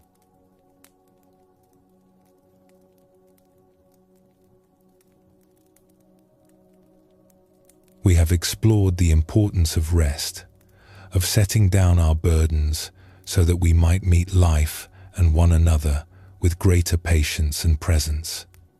But even when we are rested, even when our hearts are full, there come times when we must speak difficult truths. Times when someone we care about needs to hear something they may not want to hear. Times when silence would be a disservice to love. How do we speak such truths without causing unnecessary harm? How do we offer correction without closing hearts? How do we say what needs to be said in a way that can actually be received? The Buddha placed great emphasis on right speech, listing it as one of the essential elements of the path to liberation. He taught that our words should be true, but also that truth alone is not enough. Our words should also be kind. They should be timely. They should be spoken with a heart of goodwill. And they should be beneficial, offered not to harm but to help. This is a high standard. It asks us to consider not only what we say, but how and when and why we say it. It invites us to become craftspeople of communication, shaping our words with the same care a potter brings to clay. When someone criticizes us, what happens inside? For most of us, the first response is not openness but defense. We feel attacked. We feel misunderstood. We feel the need to explain ourselves, to justify our actions, to push back against what feels like an assault on who we are. This is natural. This is human. We have soft places within us, tender spots that flinch when touched too roughly. And criticism, even when it is accurate, even when it is offered with love, can feel like a finger pressing directly on a bruise. So we build walls. We stop listening. We prepare our counter-arguments before the other person has even finished speaking. We focus on finding flaws in their critique rather than truth we might learn from. The very feedback that could help us grow bounces off our defenses and falls to the ground, unheard and unused. This is a great loss. There is wisdom in how others see us. There are blind spots in our self-perception that only another's eyes can reveal. When we cannot receive feedback, we cut ourselves off from one of the most valuable sources of learning available to us. But the responsibility does not lie only with the receiver.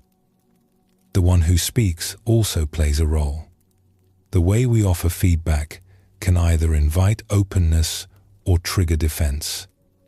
Our words can be keys that unlock hearts or hammers that cause them to slam shut. The Buddha offered guidance on when and how to speak difficult truths. He suggested that before speaking, we ask ourselves several questions. Is what I am about to say true? Is it kind? Is it necessary? Is this the right time? Will it be beneficial? If our words fail any of these tests, perhaps they should not be spoken, or not spoken yet, or not spoken in this way. But there is another layer to skillful speech, one that has to do with the texture and shape of our words. It is not enough to speak truth. We must wrap that truth in something that allows it to be received. We must create conditions where the listener can actually hear what we are saying, rather than simply defending against it. There is a simple technique that many wise teachers have discovered independently. It goes by different names in different traditions, but the essence is always the same. When you must offer difficult feedback, surround it with genuine appreciation. Begin with what is good. Speak first of what you value in this person, what they do well, what you admire and appreciate. Let them feel seen in their wholeness before you address the part that needs attention. Then, gently, offer the difficult truth. Say what needs to be said, clearly and kindly, without excessive softening that obscures your meaning, but also without harshness that triggers defense. And then return to appreciation. Close with more of what is good, more of what you value, more of what is working well. Let the last taste in their mouth be sweetness, not bitterness. This approach works because it addresses the fundamental fear that criticism awakens in us. When we receive negative feedback, our deepest worry is often not about the specific issue being raised. Our deepest worry is that we are not acceptable, that we are flawed in some fundamental way, that we are not loved. When someone begins with criticism, this fear is activated immediately. We feel attacked at the core of who we are. And from that place of fear, we cannot learn. We can only defend. But when someone begins with genuine appreciation, something different happens. We feel seen. We feel valued. We feel that our worth is not in question. From this place of safety, we can afford to hear about areas where we might improve. The criticism no longer feels like an attack on our being. It feels like useful information about our doing.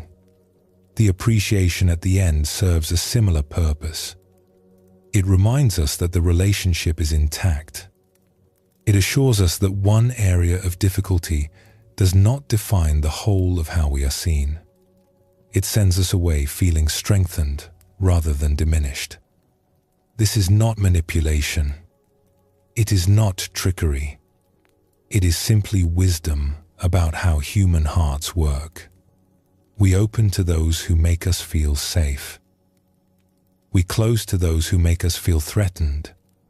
If we want our words to reach another person, we must first create the conditions where reaching is possible. There is a caution here that must be spoken. This approach only works when the appreciation is genuine. If we offer hollow praise simply as a technique, simply as a way to slip our criticism past someone's defenses, people will sense it. They will feel manipulated rather than cared for.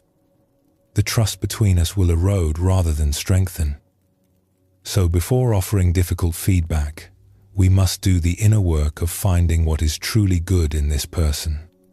We must reconnect with why we value them, what we appreciate about them, what gifts they bring.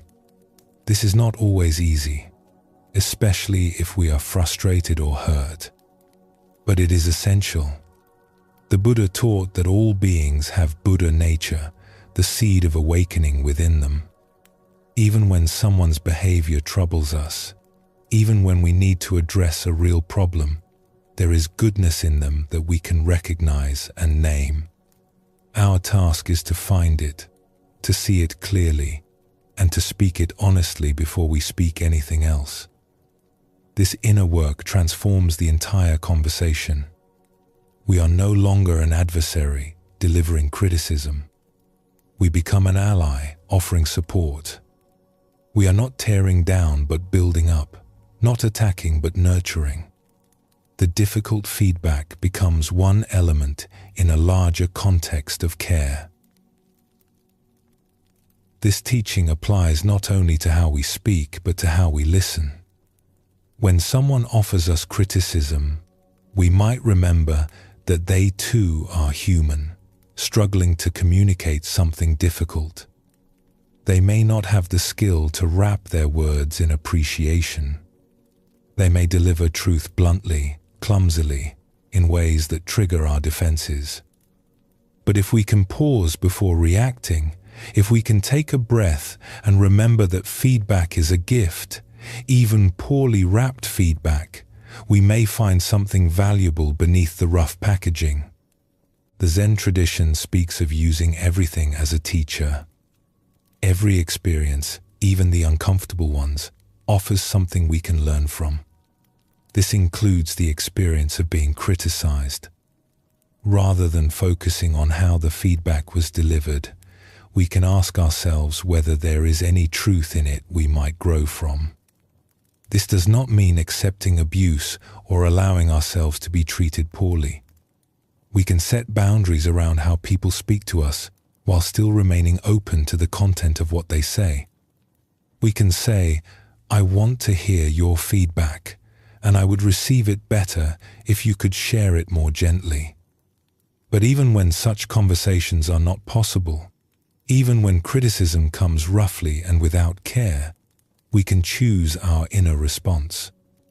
We can choose to look for the gift hidden in the difficult wrapping. We can choose to grow rather than simply defend.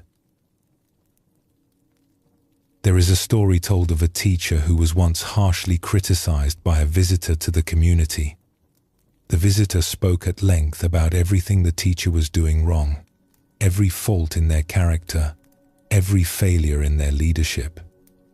The students who witnessed this exchange were upset on their teacher's behalf. They expected the teacher to respond with defensiveness, or perhaps with a sharp correction of the visitor's rudeness. Instead, the teacher listened quietly until the visitor had finished. Then, after a moment of silence, the teacher bowed slightly and said, "Thank you. I will reflect on what you have shared." Later, a student asked the teacher how they could respond so calmly to such an attack. The teacher smiled gently. "If someone offers you a gift and you do not accept it, to whom does the gift belong?" The student thought for a moment. "It remains with the one who offered it." "Just so," said the teacher. "When someone offers harsh words, I can choose whether or not to accept them. If there is truth in them, I will take that truth and learn from it. The rest I leave with the one who offered it. It does not belong to me." This teaching points to a profound freedom. We are not obligated to accept everything that is thrown at us. We can receive what is useful and release what is not. We can learn from criticism without being destroyed by it. We can remain open without being defenseless. When you find yourself needing to offer difficult feedback to someone you care about, pause before speaking. Take time to reconnect with what you genuinely value in this person. Let your heart fill with appreciation before any correction flows from your lips. Then, when you speak, begin with this appreciation. Let the other person know that they are seen, valued, respected. Create safety before asking them to be vulnerable. Offer your feedback clearly and kindly. Say what needs to be said, without harshness, but also without so much softening that your meaning becomes unclear. Trust that they can hear difficult things when they feel safe enough to listen.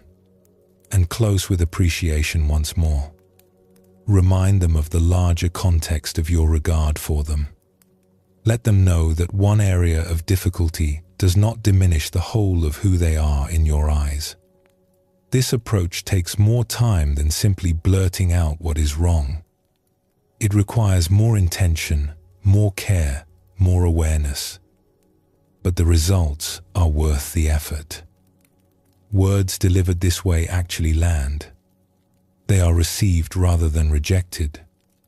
They lead to growth rather than defensiveness. And in offering feedback this way, we ourselves are transformed. We become more aware of the goodness in others. We practice seeing wholeness rather than focusing only on problems. We learn to speak truth wrapped in love, which is the most powerful form of truth there is. The Buddha taught that words have great power. They can cause suffering or relieve it. They can wound or heal. They can divide or connect. Each time we speak, we are choosing what kind of power to release into the world. Rest now in the silence between words. Breathe gently. Let these teachings settle wherever they are needed. And when you are ready, we will continue on together.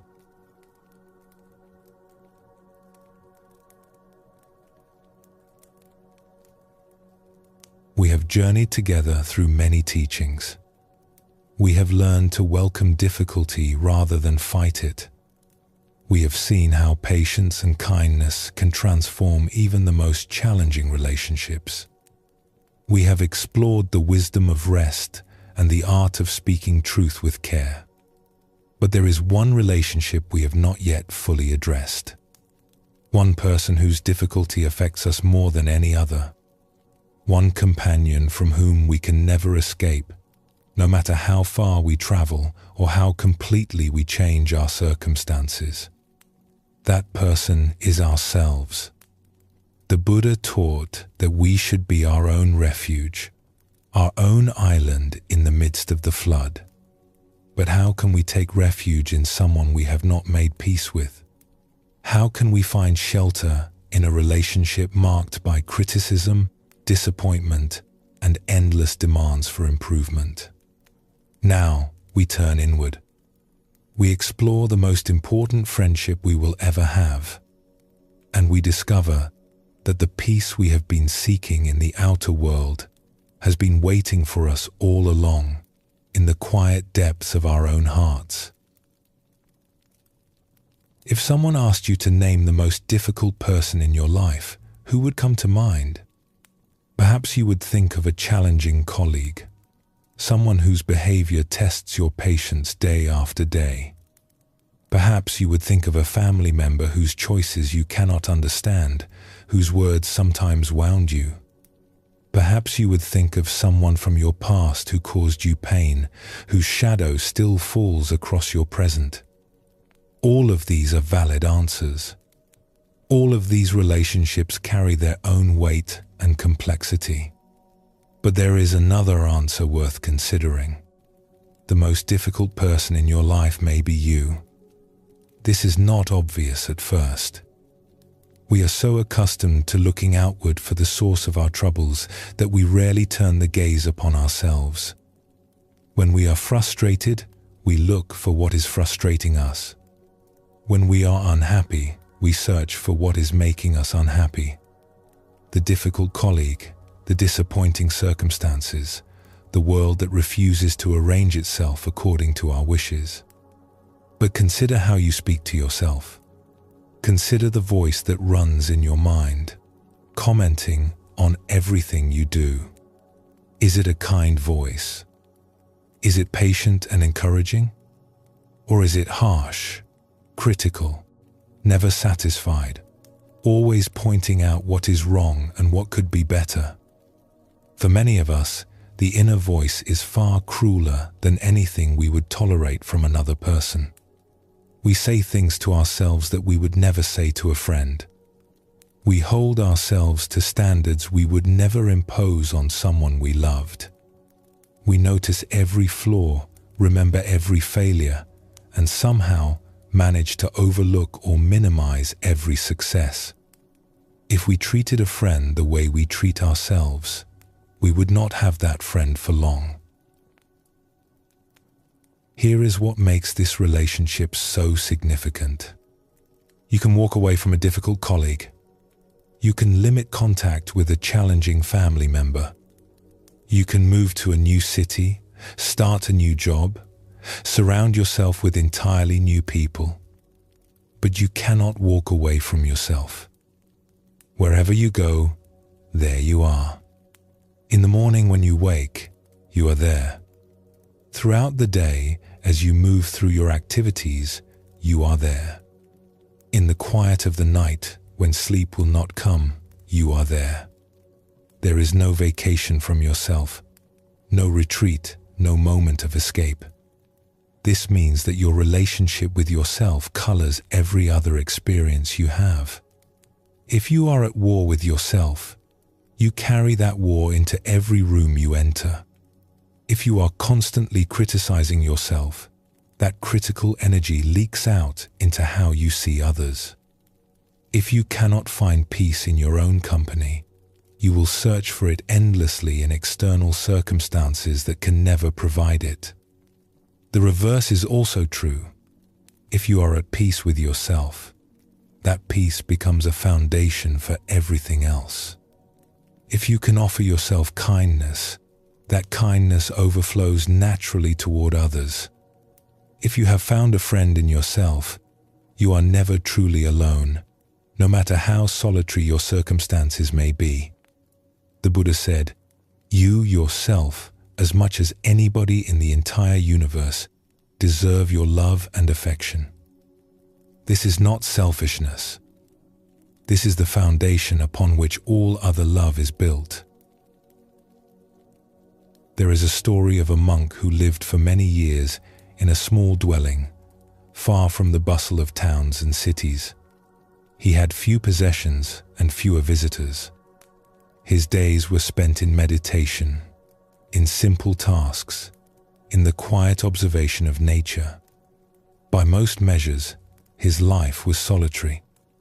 People who learned of his circumstances would sometimes ask him about loneliness. "Do you not miss having others around? Do you not long for conversation, for company, for the warmth of human connection? How can you bear to be so alone?" The monk would smile at these questions. "I am never lonely," he would say. "There is always someone with me." The questioners would look around, puzzled. The dwelling was clearly empty. No one else was there. "Who is with you?" they would ask. "Myself," the monk would reply. "I am always in the company of myself, and I have found that I am rather good company once I got to know me." This was not a joke, though it often made people laugh.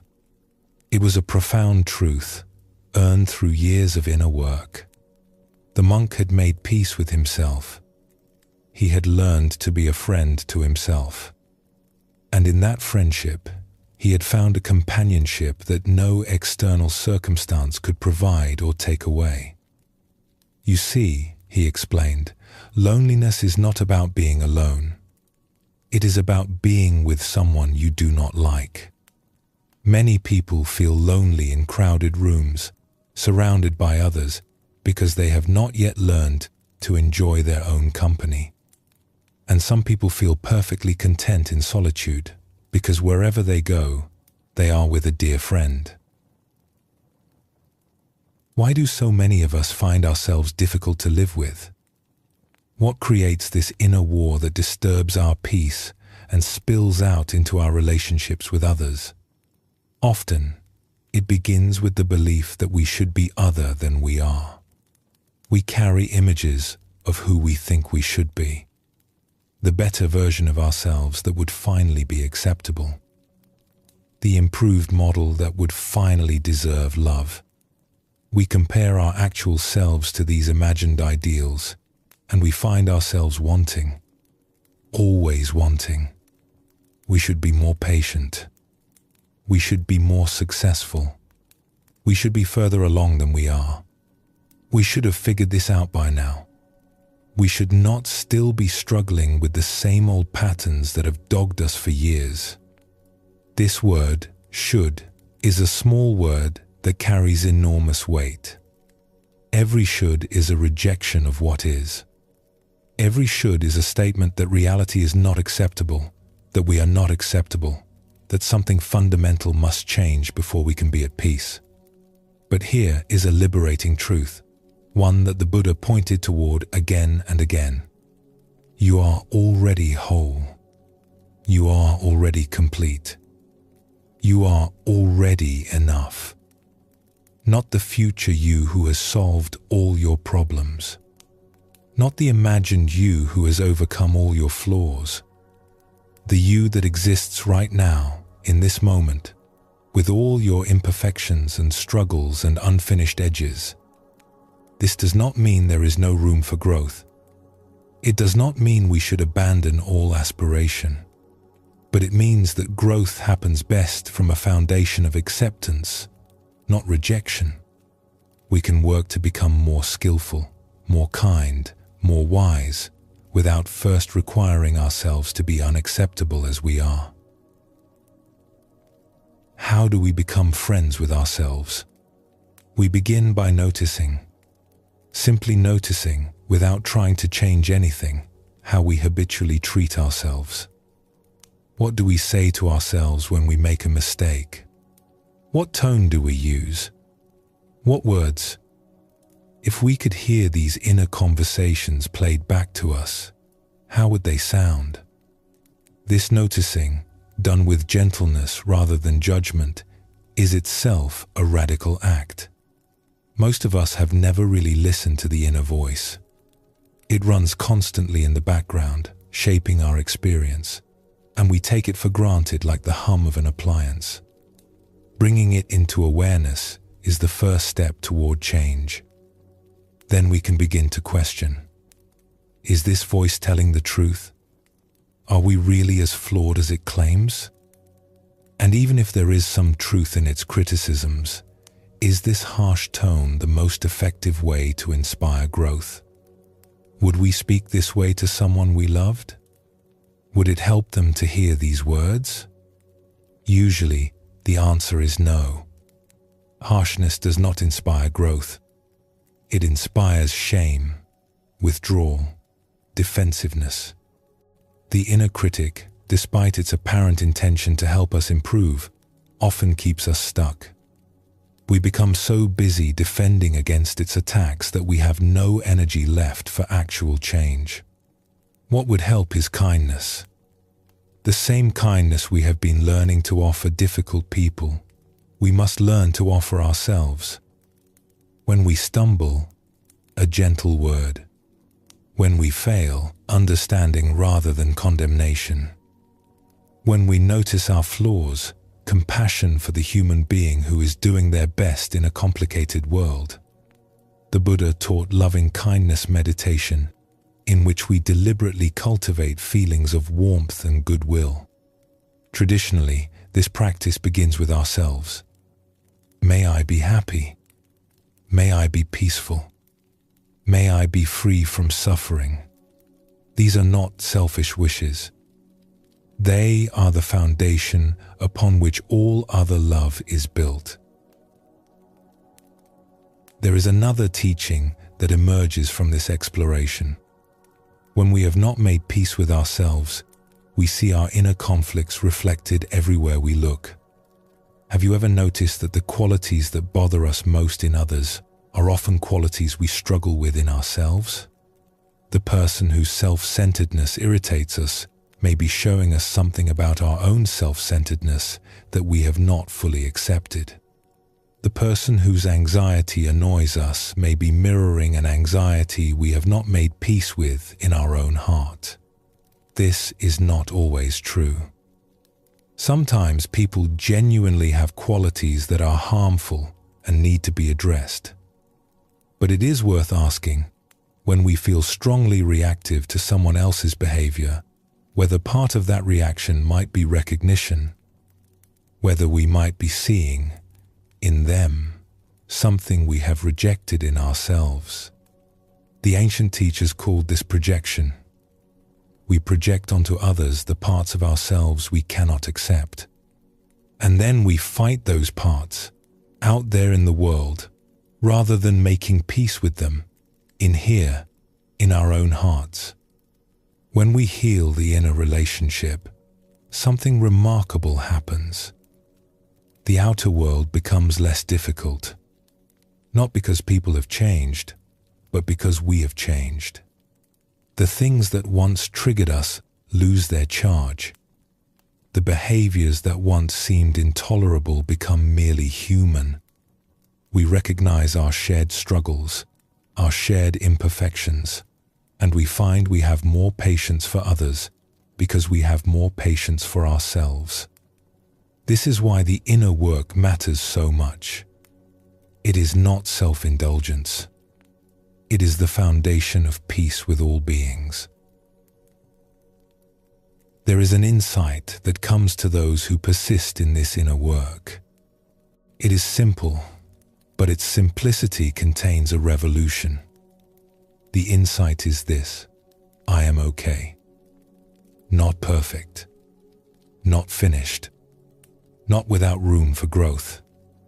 But fundamentally, essentially, at the core, okay. Acceptable. Worthy of love. Not because of what we have achieved or become, but simply because we are. This insight cannot be given by another person. We can be told 1,000 times that we are okay, and it will not penetrate the armor of our self-rejection. The insight must arise from within, from our own direct seeing, from a moment when the clouds part and we glimpse the simple truth of our own worthiness. The Buddha taught that all beings have Buddha nature, the seed of awakening within them. This includes you. Whatever you have done, whatever you have failed to do, whatever flaws you carry and struggles you face, the seed of awakening is within you. You are not separate from the goodness that pervades all things. You are an expression of it, however imperfect, however incomplete. When this insight lands, when it moves from concept to lived experience, everything changes. The war ends. The critic falls silent, or at least grows quieter. And in the space that opens, something new becomes possible. Peace, rest, the simple enjoyment of being alive in this body, with this mind, exactly as we are. We return now to the monk in his quiet dwelling, content in his own company, never lonely despite his solitude. His secret was not that he had perfected himself. He still had flaws. He still made mistakes. He still had days when his mind was restless and his heart was heavy. He was not a finished product, polished and complete. His secret was that he had stopped requiring himself to be perfect before he could be accepted. He had stopped waiting for some future self to arrive before he could be at peace. He had made friends with the self that actually existed in all its imperfection, and in that friendship, he had found everything he needed. This is available to all of us, not through some special achievement or spiritual attainment, but through a simple shift in how we relate to ourselves. The friend we have been seeking has been here all along. The peace we have been chasing has been waiting in our own hearts.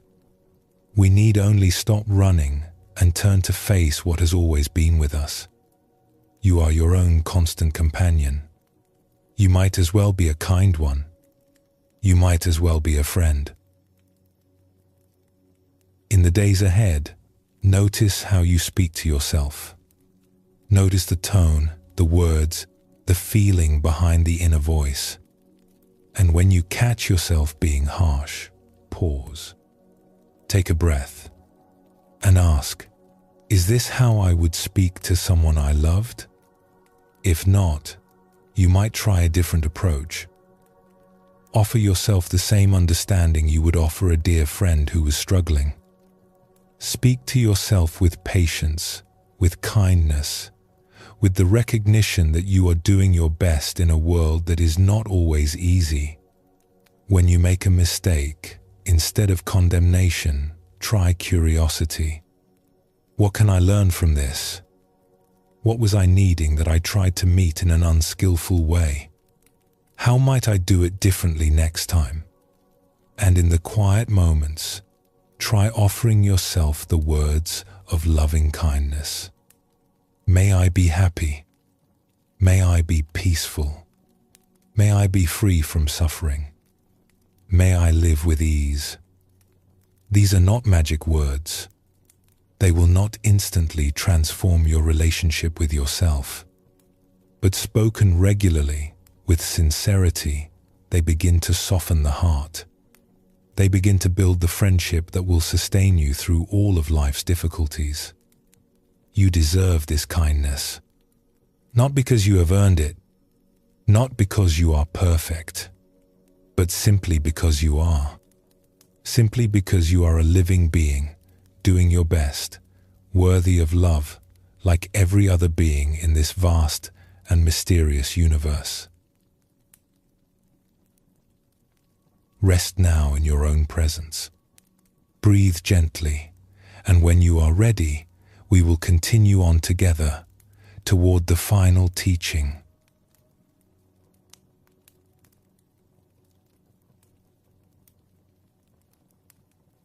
We have discovered the importance of befriending ourselves, of making peace with the one companion from whom we can never escape. This inner friendship creates a foundation of stability that supports us through all of life's challenges.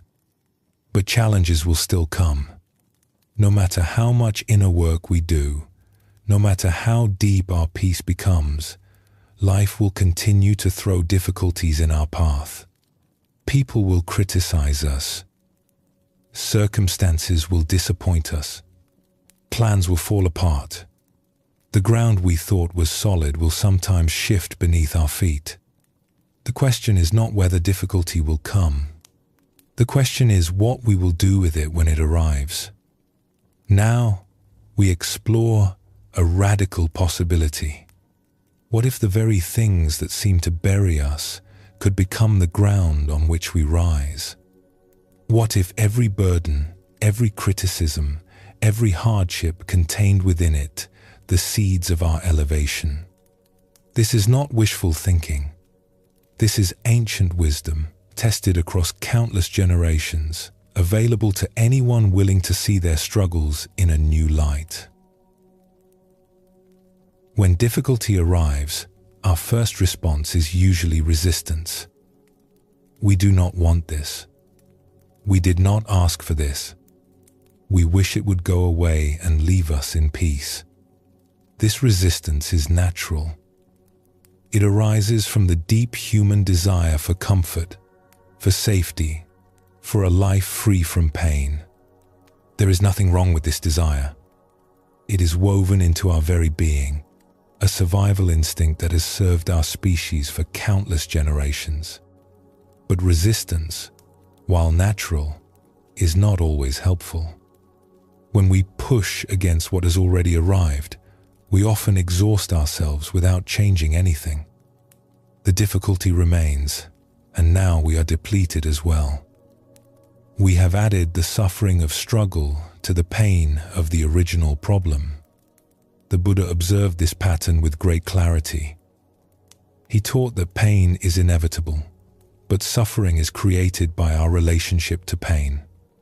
When we resist what is, when we insist that reality should be different than it is, we multiply our distress. The first arrow of difficulty is joined by a second arrow of our own making. But there is another way. We can learn to receive what comes, not with passive resignation, but with active wisdom. We can ask not, "Why is this happening to me?" but "What can I do with this?" We can transform from victims of circumstance into craftspeople of our own lives, using whatever materials arrive as the raw substance of our growth. Let us explore a story that has been told in many forms across many cultures. It is a simple tale, but within its simplicity lies a teaching of great power. Once, in a rural land of farms and fields, there lived a donkey. This donkey spent its days wandering the countryside, grazing on grass, enjoying the simple pleasures of its simple life. It was not a remarkable donkey. It had no special talents or unusual qualities. It was simply an ordinary creature, living an ordinary existence. One day, as the donkey walked along a familiar path, it failed to notice a danger ahead. An old well, long abandoned and partially hidden by overgrown grass, lay directly in its path.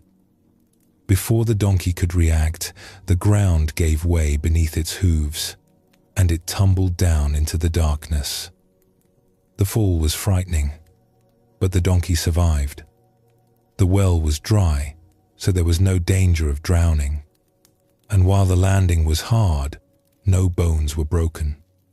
The donkey stood in the dim light at the bottom of the well, shaken but alive. But survival was only the beginning of its problems. The walls of the well were smooth and steep. There was no way to climb out. The donkey was trapped. It began to call for help.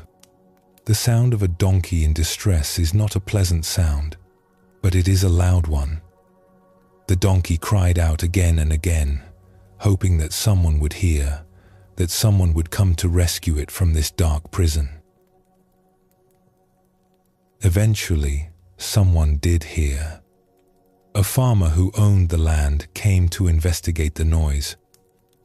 But by the time he arrived, the donkey had grown quiet, exhausted from calling out for so long. The farmer peered down into the shadowy well, but in the dim light, he could not see clearly to the bottom. The farmer had long worried about this old well. It was dangerous, he thought. Someone might fall in. A child from a neighboring farm, perhaps. It should be filled in. And so, not realizing that a living creature waited below, the farmer began to shovel dirt into the well. He meant no harm. He was simply trying to make his land safer. But scoop after scoop of earth fell down into the darkness, landing on the donkey's back, dusting its fur, piling up around its legs. The donkey was frightened. First the fall, then the long hours of waiting, and now this. Dirt raining down from above, slowly filling the space around it. The donkey called out again, but the farmer was old, his hearing not what it once was. He continued his work, unaware of what was happening below. For a while, the donkey did not know what to do. The dirt kept coming, piling up around its legs. The situation seemed hopeless. There was no way to climb the smooth walls. And now even the space at the bottom was slowly filling. But then something shifted. In the midst of its fear, a different kind of awareness arose. The donkey noticed something. Each time a shovel of dirt landed on its back, it had a choice. It could let the dirt pile up, weighing it down. Or it could do something else. It could shake the dirt off. The donkey tried it. When the next shovel of dirt landed, it shook its body, and the dirt fell to the ground. Just a small shake, but the dirt was gone from its back. And then the donkey noticed something else. The dirt that had fallen was now beneath its hooves. It was standing a little higher than before. A kind of understanding dawned. Each shovel of dirt that fell from above could become something else entirely. If the donkey shook it off, the dirt would fall beneath it. And if the donkey then stepped up onto that dirt, it would rise a little higher in the well. Shake it off. Step up. Shake it off. Step up. The donkey began to practice this, again and again. Each time dirt fell, the donkey shook it off and stepped up.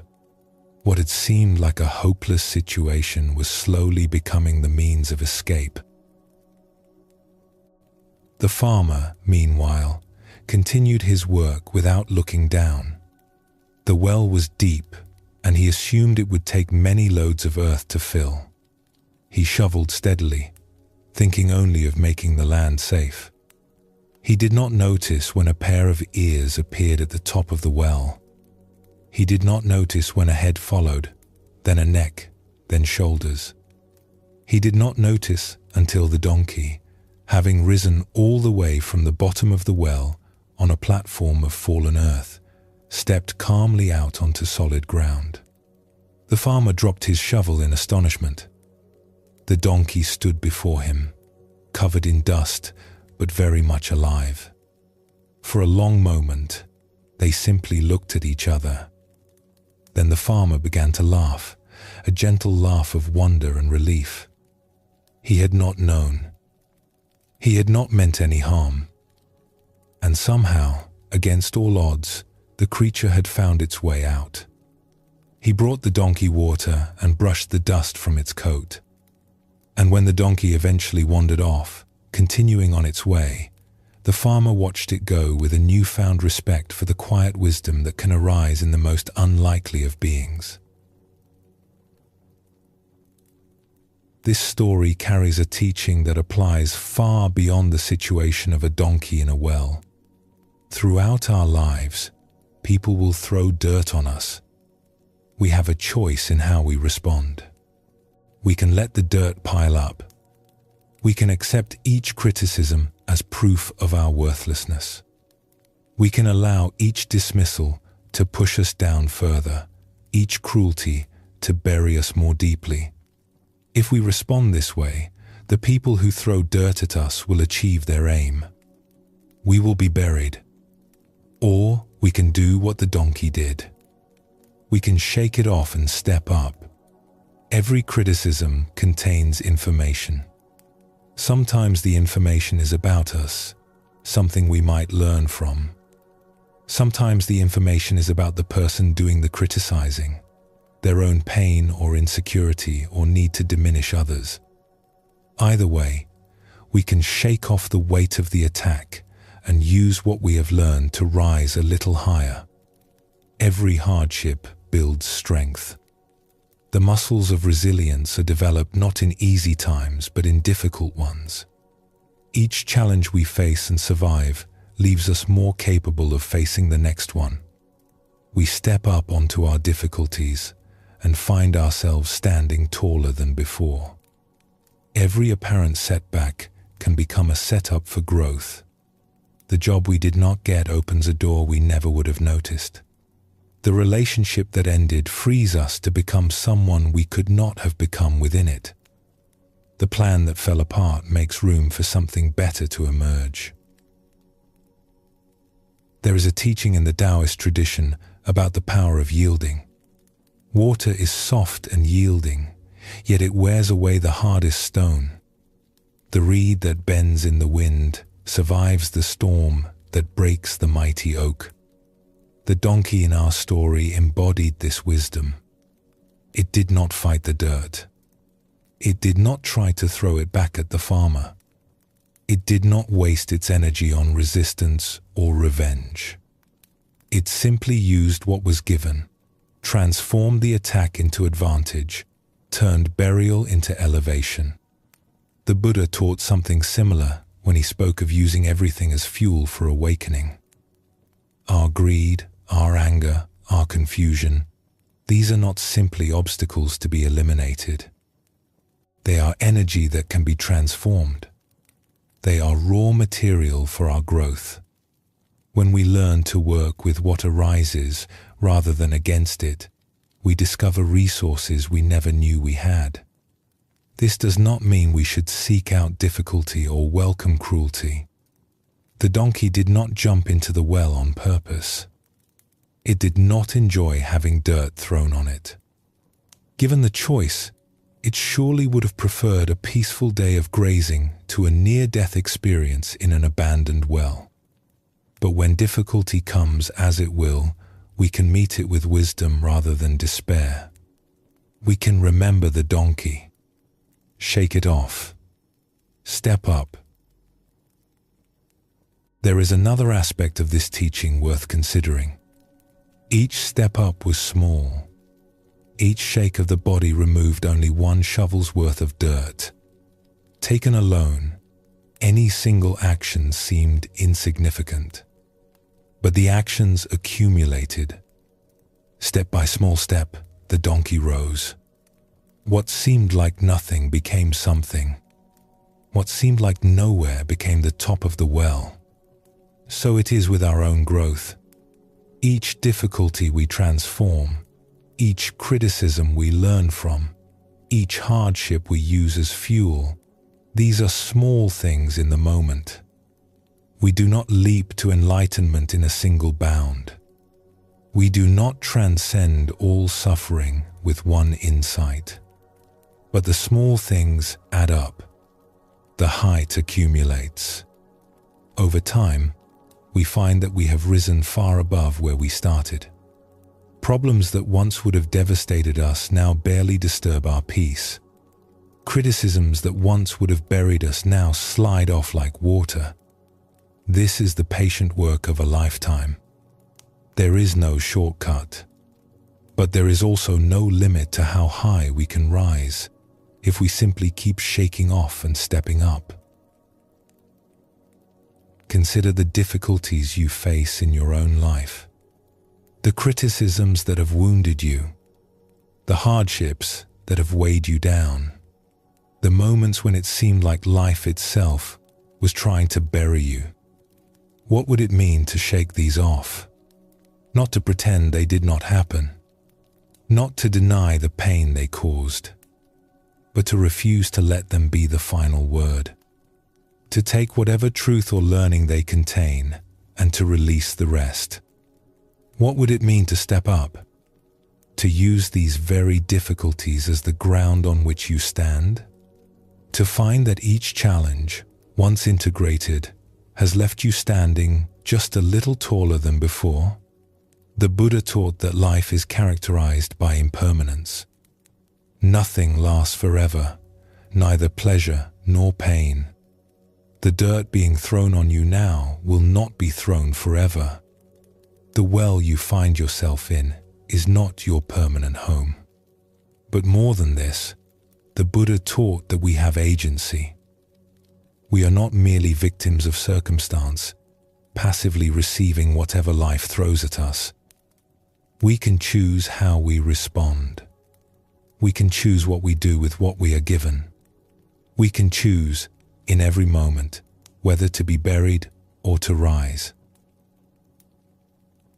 In the days and weeks ahead, when difficulty comes, remember the donkey. When someone criticizes you unfairly, shake it off and step up. Ask yourself what, if anything, you can learn from the criticism.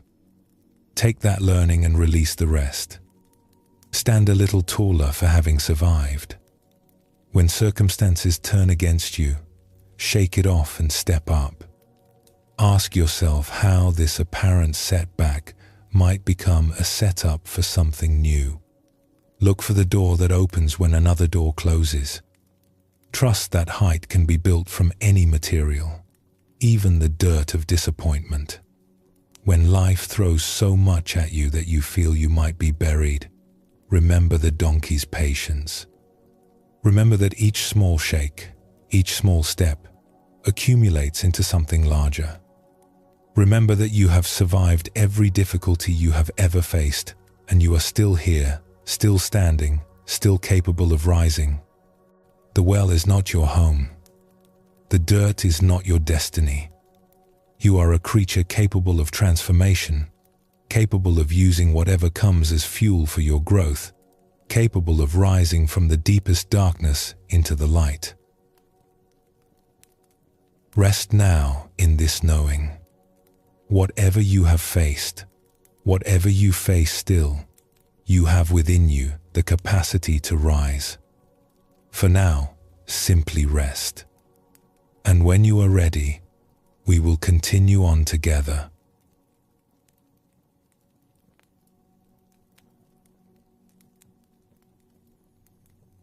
We have learned to rise from the wells we fall into, to transform the dirt that is thrown upon us into the ground on which we stand. This is powerful wisdom, and it serves us well when difficulty comes. But there is another teaching that complements this strength, one that is softer, gentler, more yielding. It is the wisdom of flowing with life rather than always striving against it. The wisdom of acceptance, the wisdom of ease. Sometimes the greatest peace comes not from overcoming our circumstances, but from releasing our struggle with them entirely. Not from climbing higher, but from resting where we are. Not from transforming what happens to us, but from transforming how we hold it. Now, we explore the gentle art of letting life be as it is, we discover that sometimes the deepest wisdom looks like simplicity, and the greatest strength looks like surrender. Imagine a river flowing through a landscape.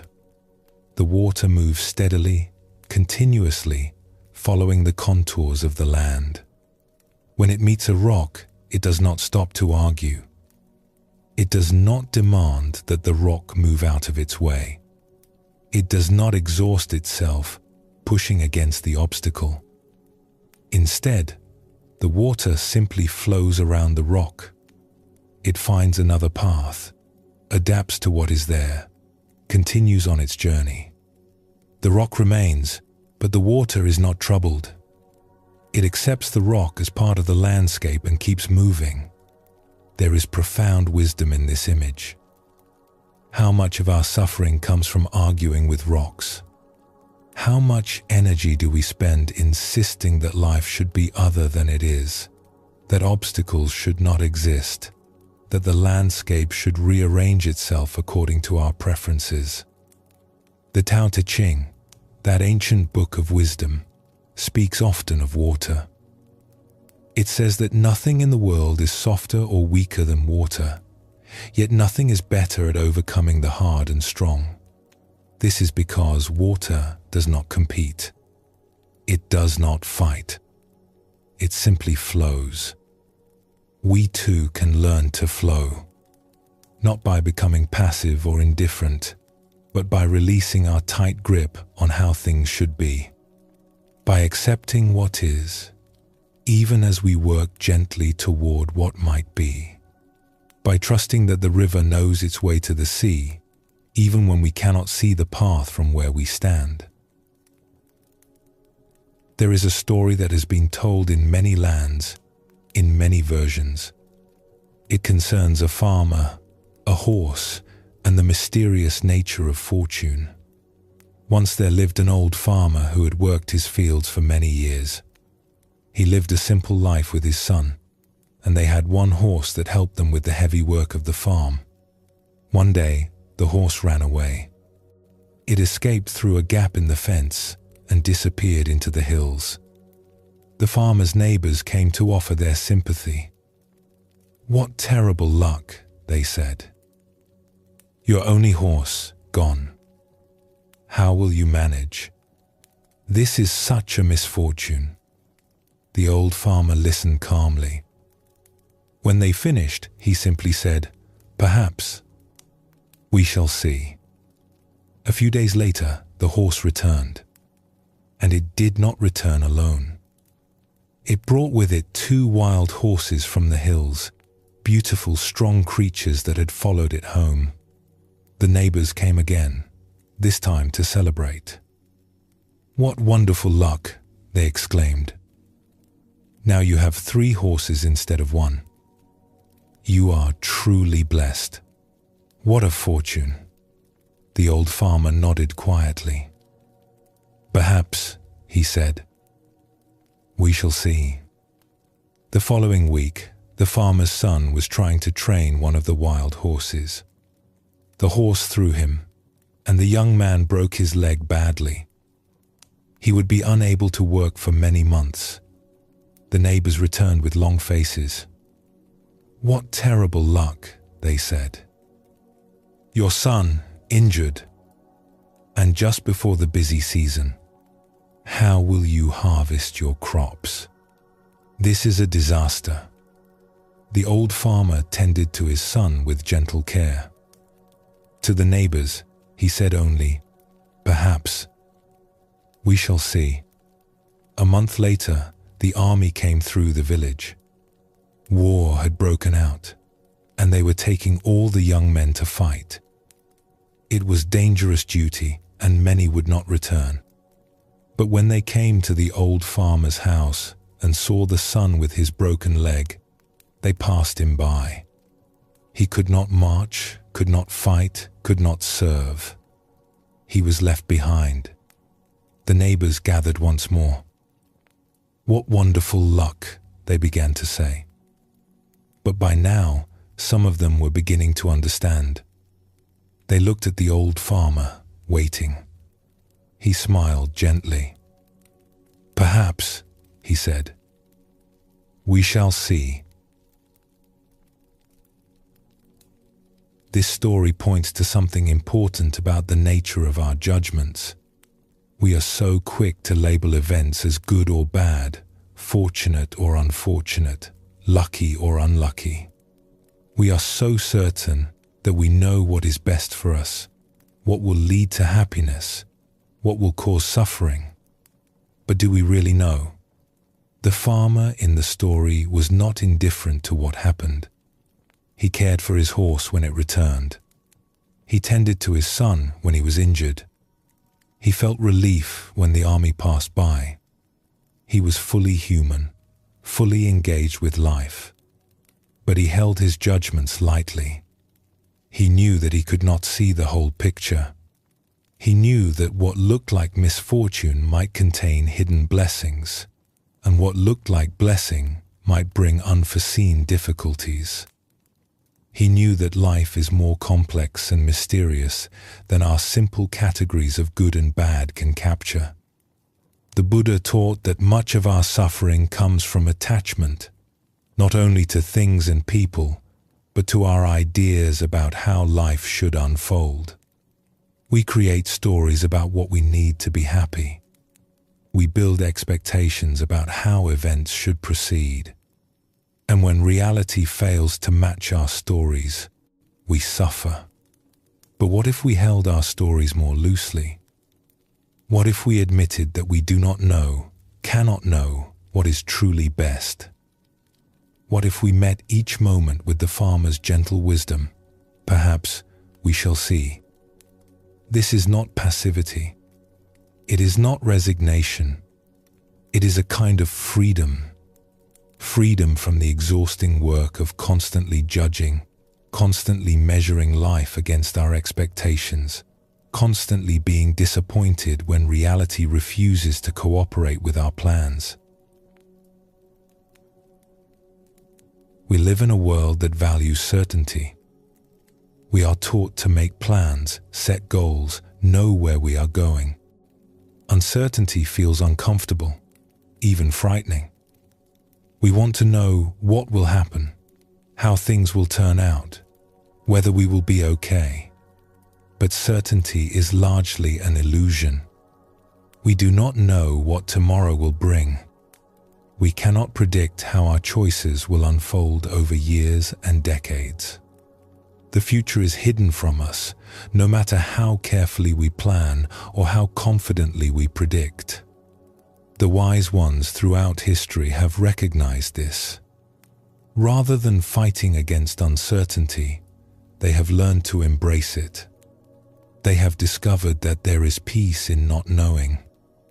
There is rest in releasing the need to control what cannot be controlled. There is a teaching in the Zen tradition called beginner's mind. It refers to approaching each moment with openness and curiosity, without the burden of assumptions about how things should be. In the beginner's mind, there are many possibilities. In the expert's mind, there are few.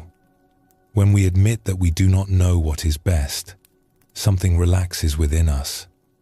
We stop exhausting ourselves trying to figure everything out. We stop tensing against the uncertainty of life. We begin to trust that things will unfold as they unfold, and that we will meet each moment as it comes. This trust is not naive. It does not ignore real dangers or real difficulties, but it recognizes that worry does not protect us from the future.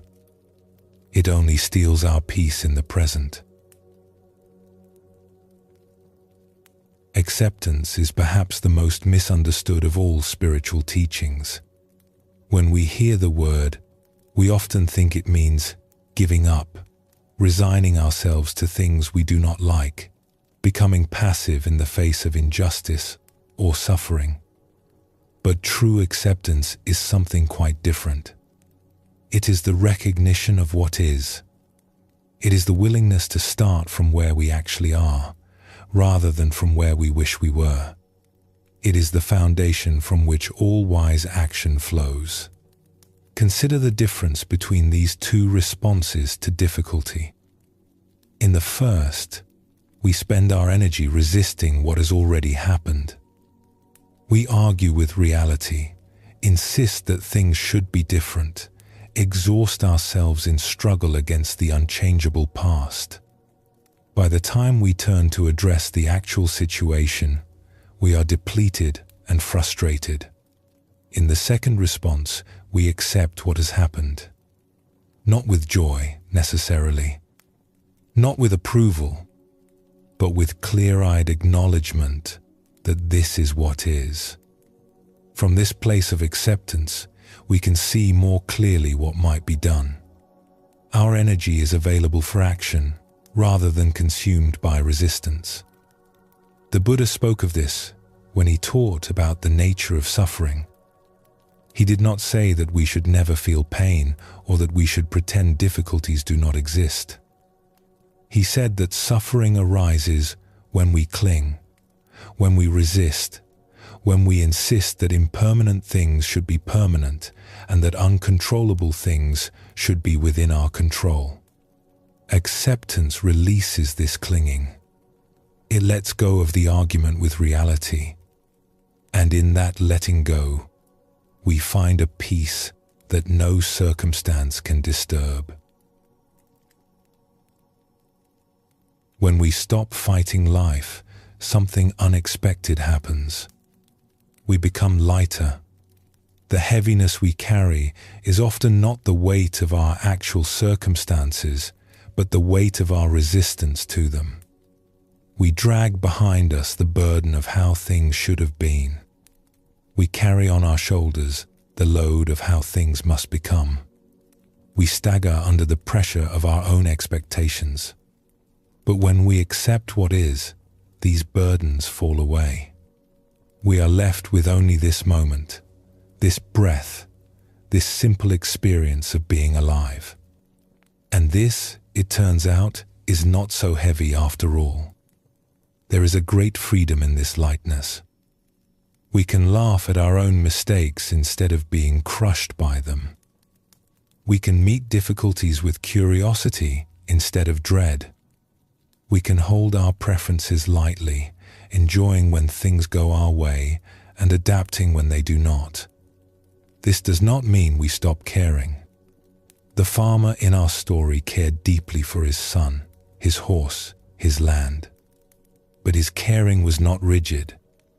It did not depend on things going a certain way. It could flex and flow with circumstances, like water finding its path around stones. The great teachers often had this quality of lightness about them. They could laugh easily. They were not burdened by self-importance. They met each situation fresh, without the heavy weight of how things were supposed to be. This lightness is available to all of us. It is our natural state, hidden beneath the accumulated weight of our resistance and our expectations. When we let go, even a little, we begin to feel it again. The simple joy of being. The ease of flowing with life rather than against it. All of our worry about the future, all of our regret about the past, all of our resistance to the present, these take us away from the only moment that actually exists. This one. The past is memory. The future is imagination. Only the present is real. And when we bring our full attention here, to this moment, something remarkable happens. Most of our problems disappear. Not forever. Not completely. The challenges of life will still need to be met when their time comes. But right now, in this breath, in this instant, there is usually nothing terribly wrong. There is just this body, this breath, this awareness. There is just life happening. The Buddha encouraged his followers to find refuge in the present moment. Not because the present is always pleasant, but because it is always manageable. We can handle this moment. It is only when we pile up all our imagined future moments, all our remembered past moments, that the weight becomes unbearable.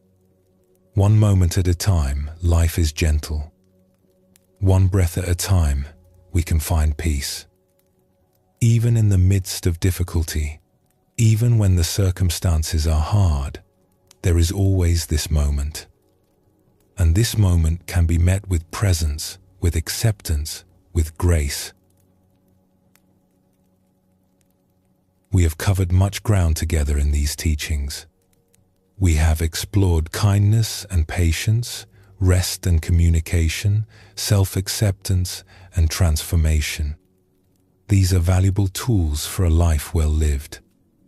But beneath all the tools and techniques, there is something simpler.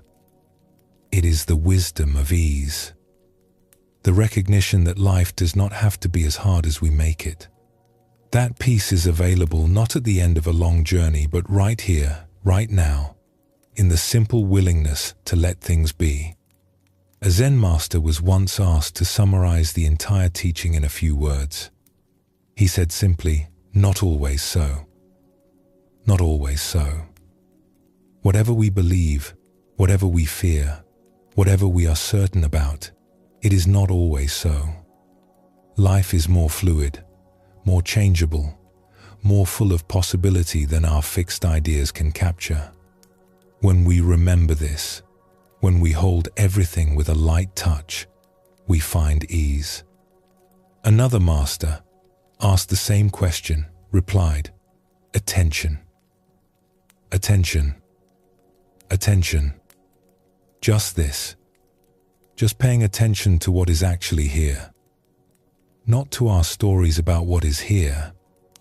Not to our judgments or fears or hopes. Just to this moment, this breath, this experience. When we pay attention this way, life becomes simple, beautiful, enough. In the hours and days ahead, notice when you are fighting with life. Notice when you are insisting that things should be different, that circumstances should change, that people should behave other than they do. And in those moments, see if you can soften. Not to give up on what matters to you, but to release the tight grip of resistance. To say, perhaps, to say, we shall see. To find the flow that moves around obstacles rather than crashing against them. When uncertainty arises, when you do not know how things will turn out, see if you can rest in that not knowing. See if you can trust that you will meet each moment as it comes, that you have always found your way before, and that you will find it again. And when you notice the heaviness of your own expectations, your own demands on life, see if you can set them down.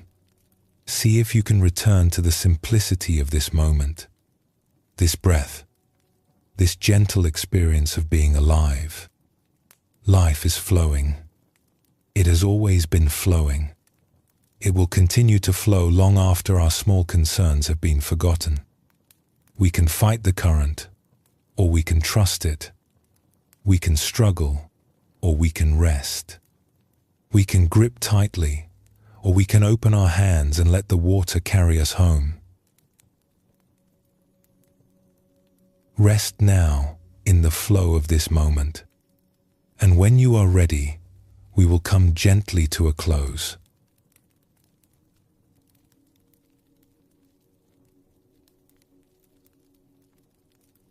We have walked a long path together. We have visited palaces where demons shrank under the warmth of welcome.